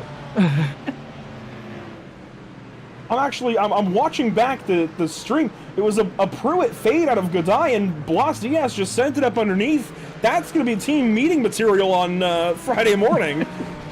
Yeah, I think they're gonna have a nice big conversation about that one. Yeah, you see the flash from the Paulo. flashing lights from Goday. He's not happy about that move. Jinx, you owe me a Coke. Jinx, you owe me a Coke. Oh, Jinx, you owe Jinx me a double again. Coke. Jeez. Okay. 20 seconds to go. Final lap. Nicholas Rubelar. This race has been epic.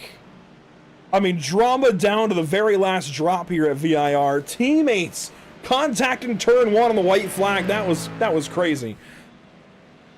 The time will tick down. Goday gets back by Blas Diaz, by the way, and now you see the blinking out of Blas. Oh dear, was there more to the story maybe? And guys, you can't mess around too much. Daniel Antunes is just behind you. Roman Pascucci as well. Pascucci could go for 25 or 26 spots here. Incredible racing, but down the front straightaway for the final time, Nicholas Rubelar will get the win at VIR. I believe that's a sweep, right? He won the sprint race as well. And here comes Fabio Zamperlini. Fabio is getting back to North American Racing League victory lane, winning at Virginia here tonight. That is incredible. I mean, just about a grand slam out of Rubelar. Zamperlini coming back. Very strong performance from the top two, or the winners in each category, and even all the way down to the top three of each. Here's a fight deep in the field that we can watch. Victor Veloso, pro driver, bottom of the pros that are still in the race. He's 8th in class. Andy Miller blinking behind him. This is going to be interesting. Here's a run across the line. Diego Era barely edges Jose Sarra to the line. And it looks like Veloso will make it easy here and take the spot over Andy Miller for 24th. What a dramatic ending here to Virginia International Raceway. Just 2 rounds to go. Road America and Road America and Watkins Glen, the next 2 races here for the pros. That could make things that much more fun. It looks like Icaro Piccolo will be the final driver to finish here tonight. This is a really cool paint team. We don't do best of show here. Maybe we should. This is pretty cool.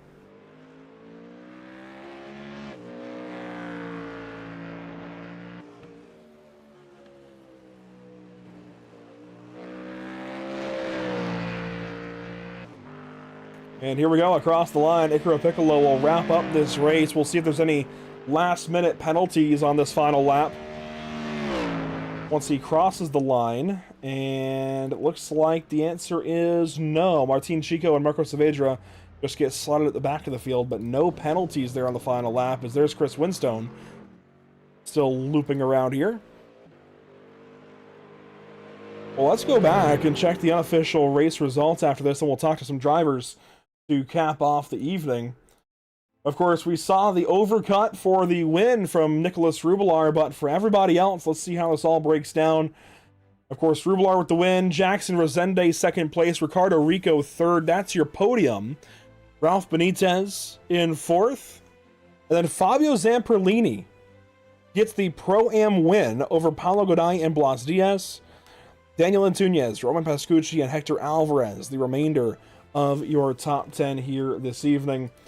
I mean, storylines through and through. So much to talk about there. On down to 11th, you get a lot more blue here. Jose Ramirez, Jacob Stofko, the first couple drivers out of the top 10. Miguel Colon, Nick DePaula, Scott Kimbrough, your top 15. Juan Blanat, that is a big hit for him in this championship. He and Dino Filippa in a lot of trouble. I don't know how the points are going to work out. I am going to be checking the North American Racing League Discord often this evening to get the points update later on. Angel Ledesma comes home 17th in the feature. Noel Moreau never really recovered. Points leader in Pro-Am. That battle is going to get blown apart too, with Mike Braun and Chris Winstone wrapping up your top 20 here this evening. To the end of the field, you get Diego Era, Jose Sara, Jose Correa, Victor Veloso, and Andy Ray Miller, and then Lucas Souza and Icaro Piccolo, your final few drivers on the lead lap, on down through 27th. Romain Rateau, Dino Filippa, and Marcos Franco, your first few out of the race early, ahead of William Oro Silva, Sampsoid, Martin Chico, and Marcos Saavedra.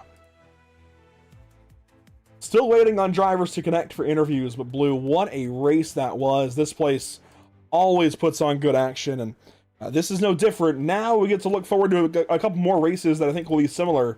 Road America, New York, Watkins Glen. I mean, these next couple of races, they're going to be very similar. A lot of straight line, a lot of drafting, and just fun racetracks. I mean, I haven't seen a lot of Road America, I'll be honest. It has never truly been my favorite track. But what I have seen of it, I think is going to provide absolutely wonderful racing here. I think Watkins is going to even it out a little bit. It's going to be a bit more like Suzuka. It's going to be a bit slower when we get to the 40-minute race. Though the heat, they're gonna be clashing like we saw today.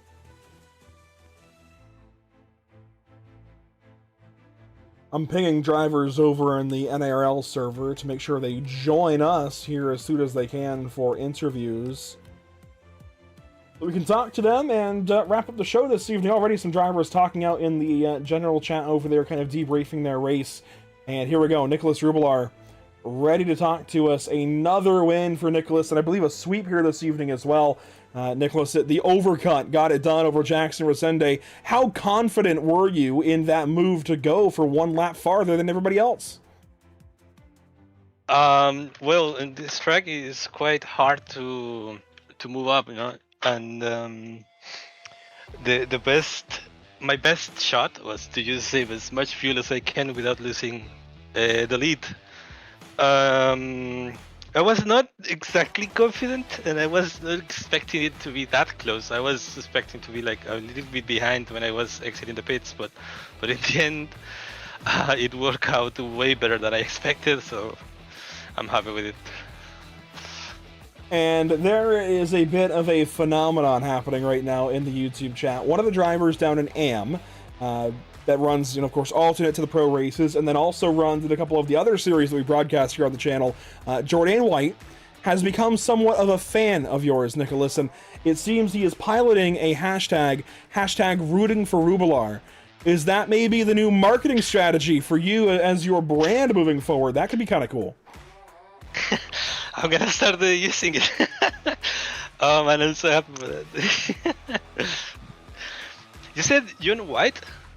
Jordan White, yeah, he's in the YouTube chat right now at Jordy_83. He's making his case right now to go join Drago Racing, even. So, Opa. Yeah, he's become quite a fan. You never know. Yeah, you never know. He's up and coming on iRacing, but for this championship, Nicholas, this feels like, certainly long shot territory coming into tonight, 50 points out, but with the disastrous race that Dino had, that Juan had even. This feels like it might be possible for you now.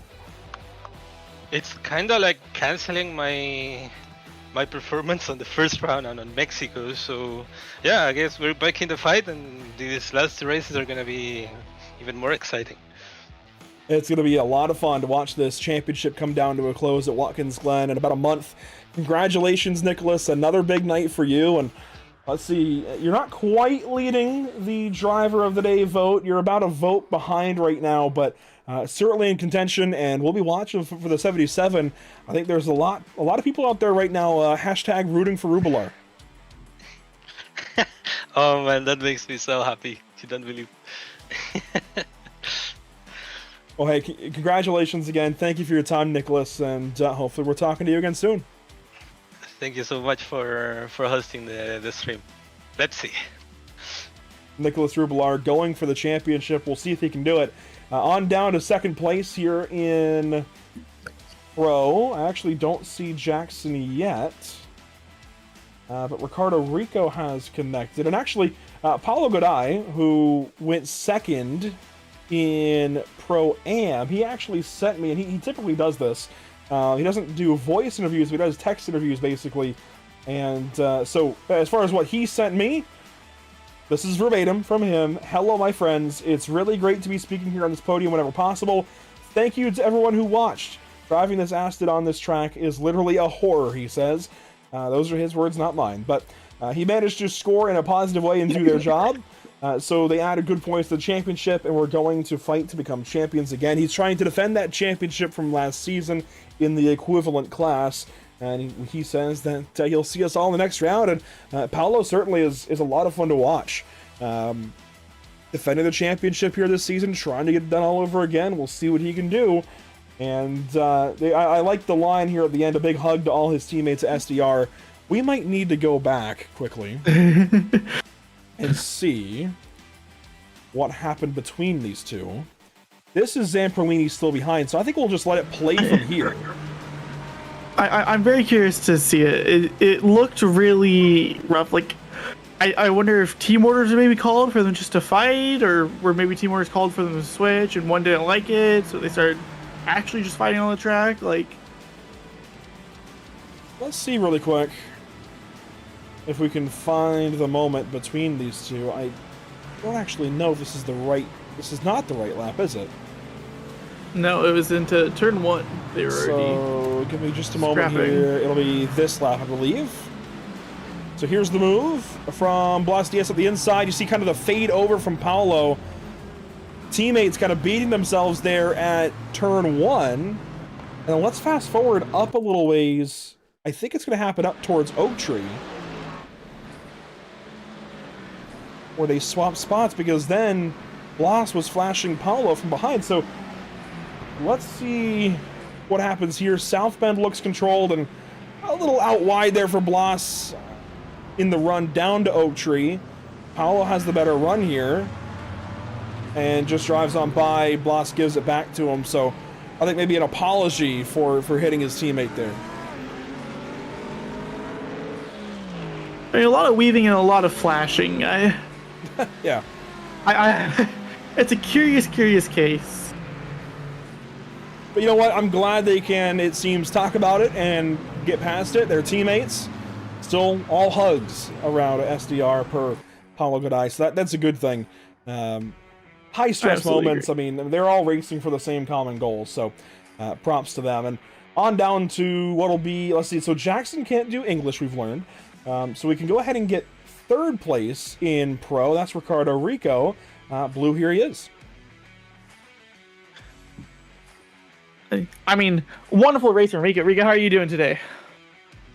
Hey guys, right now much better, chill, after the race, more calm. I mean, really tight openings, or opening lap, really tight pit stops for everyone. I don't know if you know about an overcut that was pulled off for the lead. What was your goal generally with this race? Like, what was your strategy coming into this?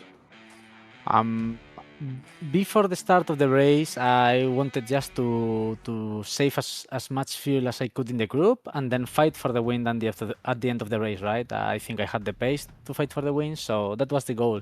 After the first lap, with the touch with Blainad and Antunes, he lost it, I lost my front spoiler. I was just like, let's survive, let's try to get as much points as we can, And I had to do some really aggressive defending to some Pro-Am guys.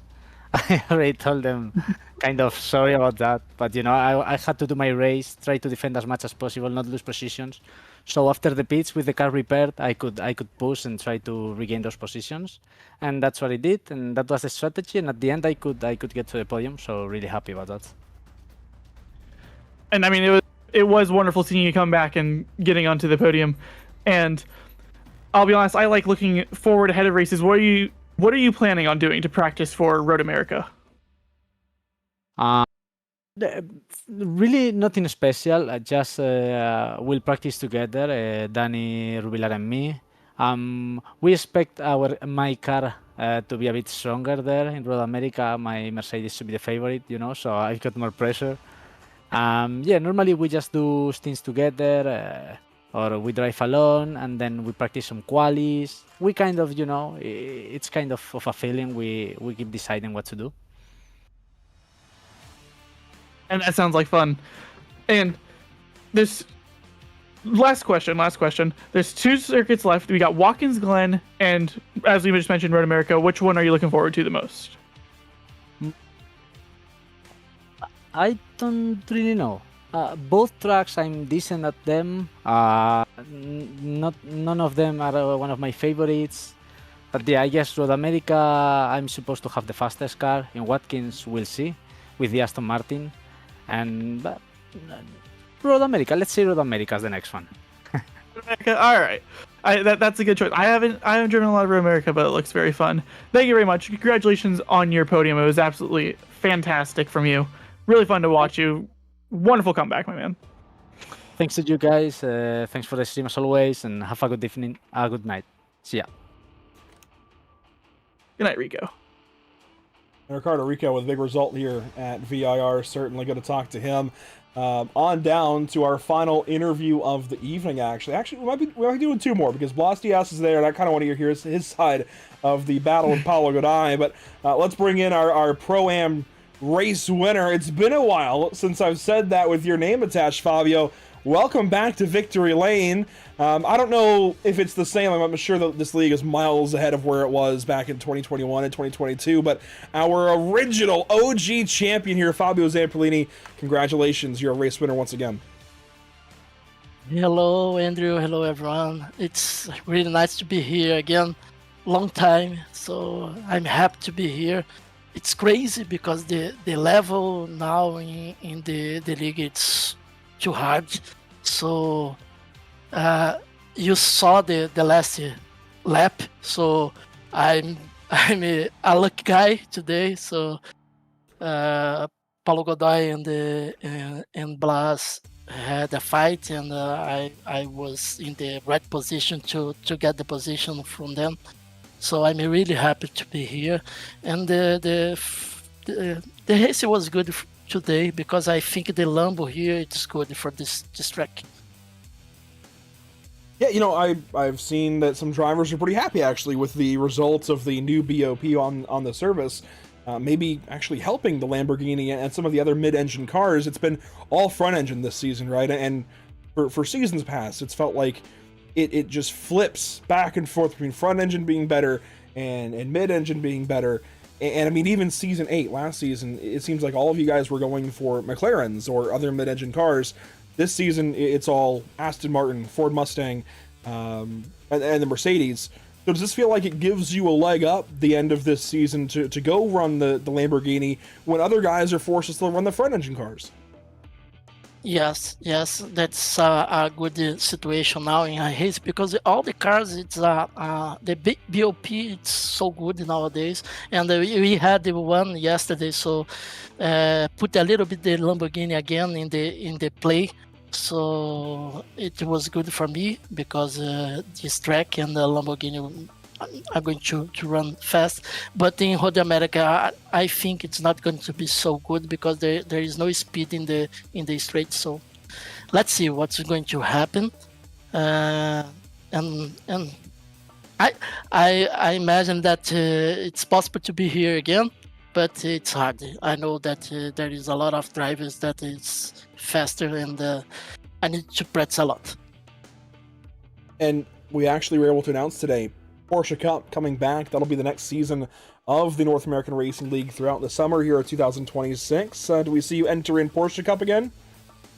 I don't know. I need to think about. There is a lot of time that I'm not driving the pickup anymore, so I'm really happy with the GT3 car. So, but it's a kind of thing because I like a lot to race in this league. So it's a very competitive league and with fair drivers. So since the beginning, as you remember, so I'm going to think about it. Well, we certainly love having you here, Fabio. Congratulations on a class win today, and hey, top 5 overall with some of the best here in GT3 racing on the sim. So again, congratulations, Fabio. Good to see you win a race again. Hopefully we're talking to you a lot more in the future. Okay, see you guys. Thank you. Fabio Zamperlini, a big night here at VIR. We do have Blas Diaz on tap. We'll maybe keep this one a little bit quicker here, but we'll bring in Blas Diaz and get a word from him. And Blue, here is Blas. I mean, we saw a wonderful race from Blas. Blas, I'll open it how I open every interview. How are you doing after the race?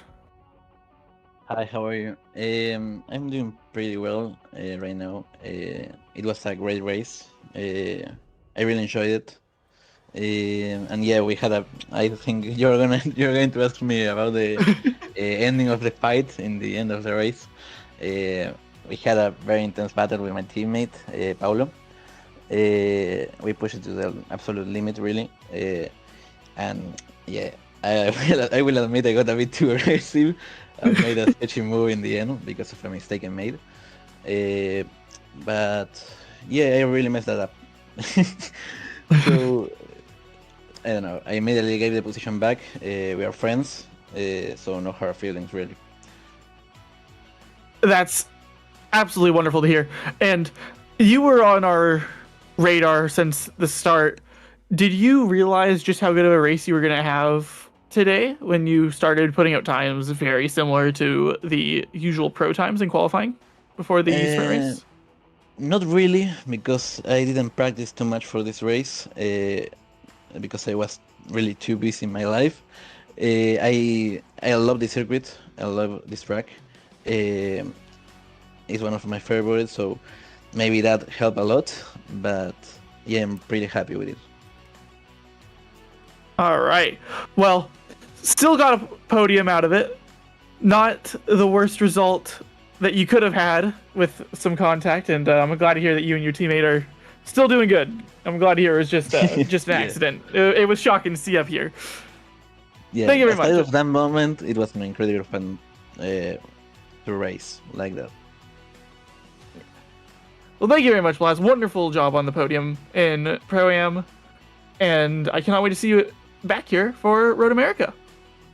Thank you very much. Have a good night, everyone. Blas Diaz still very much in contention for the championship. We'll be watching very closely at Road America in a couple of weeks to see what these guys can do for that battle. It's wide open. Pro and Pro-Am both very, very intriguing battles. I'm curious to see what's going to happen these final couple of rounds. I mean, there you see next up, Road America May 7th and Watkins Glen on May 28th. That's the end of the GT3 season here. And, you know, season 10, it's going to be big, right? It's coming up soon, but we've got Porsche Cup coming up later this summer first. And I'm excited for everything this series has to offer. Scott, if you're still listening, we always love endurance racing too. I'd love to see a cash days back on here at some point, an endurance race back in the fold. But, you know, looking forward for these guys, whether it's AM, Pro-Am, compelling battles all around. It's going to be a very exciting next month here for this series. And these guys are right back here, AM drivers, right back at VIR here next week. I'm looking forward to it, Blue. Thanks for being here. We do, of course, want to give out today's North American Racing League Driver of the Day honors, and I'm honestly kind of surprised at who's going to win this. Me too. I did not think this would be the driver getting honors. You see it already if you're in YouTube chat, but Roman Pascucci is going to win Driver of the Day today. But look at this stat line. Because he had the disconnect in the sprint race, he went from 32nd on the grid to 9th. And just with the crazy starts we saw today, that is a big, big, tall order. Certainly an accomplishment for Roman Pascucci today. So congratulations to Roman on getting all of those spots gained, on getting the Driver of the Day honors, and well, staying alive here in this series, never quitting. I like that about a driver. He easily could have just disconnected between races and called it a day and gone on to do whatever with his life, but I certainly appreciate a driver that stays in it even when they're down and in the dirt. So I definitely appreciate that about Roman here this evening. Next up for us, though, here at Pit Stop TV, as we look forward now in the looking glass, these are the next 3 broadcasts coming up on the channel. We have something hopefully planned Tuesday with BRB. We don't know exactly how it's going to look yet, so stay tuned on that. But the next 3 confirmed broadcasts on the channel are as follows: the NORA Retro Cup Series All-Star Race at Charlotte on April 27th, All-Star qualifying and everything else. Gonna be a lot of fun. I'm excited for that. The start time might be a little bit different, so if you're a hardcore NORA fan, watch out for that. But then Thursday evening, there you see the AM drivers right back here at VIR. And Friday, it'll be Steering Wheel Nation getting back underway, Las Vegas Motor Speedway for those NASCAR trucks. I'm excited to see how they do. I mean, trucks are always a lot of fun on the iRacing service. Daytona was a blast. Las Vegas should be fun as well. That's just about a week out here on Pit Stop TV. And you see the different places to watch down below: Facebook, Instagram, TikTok, Twitch, YouTube, and X for our different platforms between streaming, posting, whatever else. Plenty of places to keep up with everything Pit Stop TV. And I'm excited for what's next, Blue. Again, these championship fights are gonna be a lot of fun. I don't know exactly if we're gonna have Zach Lindgren back for the final 2 rounds, or if you'll be here for the final 2. But regardless, thank you so much for being here, Blue. This was a really important, I think, chapter in this championship this season. I mean, absolutely. I mean, we see that there's still a comeback all the way from 7th in points for the pro drivers, and Pro-Am even is blown wide open again. I am excited to see where this goes, and I hope to be up here in the booth with you again when they go to Road America. And I think Road America is going to be a very fun and very important race continuing on. It usually is. A big thank you again to our partners, Maradness, JS Consulting, Screw Compressor Service Incorporated, and Rocket Designs. A big thank you as well to our partners here at the channel: Whiplash Simcams, MX Wraps, ATVO, Murder Esports, CC's Business, the North American Racing League, Whiplash Creative, and TZO Designs, and a big get well soon to Scott Reister. He had surgery earlier today. He's already back home and recovering. And Scott, we're glad that you're on the mend and getting well soon. So hey, hopefully we get you back on the racetrack here soon, Scott. But hey, he was watching along tonight, enjoying the show, and taking it all in from the couch, I guess, perspective this evening. But thanks so much for watching tonight. It's been a pleasure as always. We will catch you hopefully next for the North American Racing League next week with AM drivers right back here. Otherwise, of course, we are back in action on the channel Monday. I had to think about that. Monday evening with the NORA All-Star Race. We'll see you then. Until then, have a great night.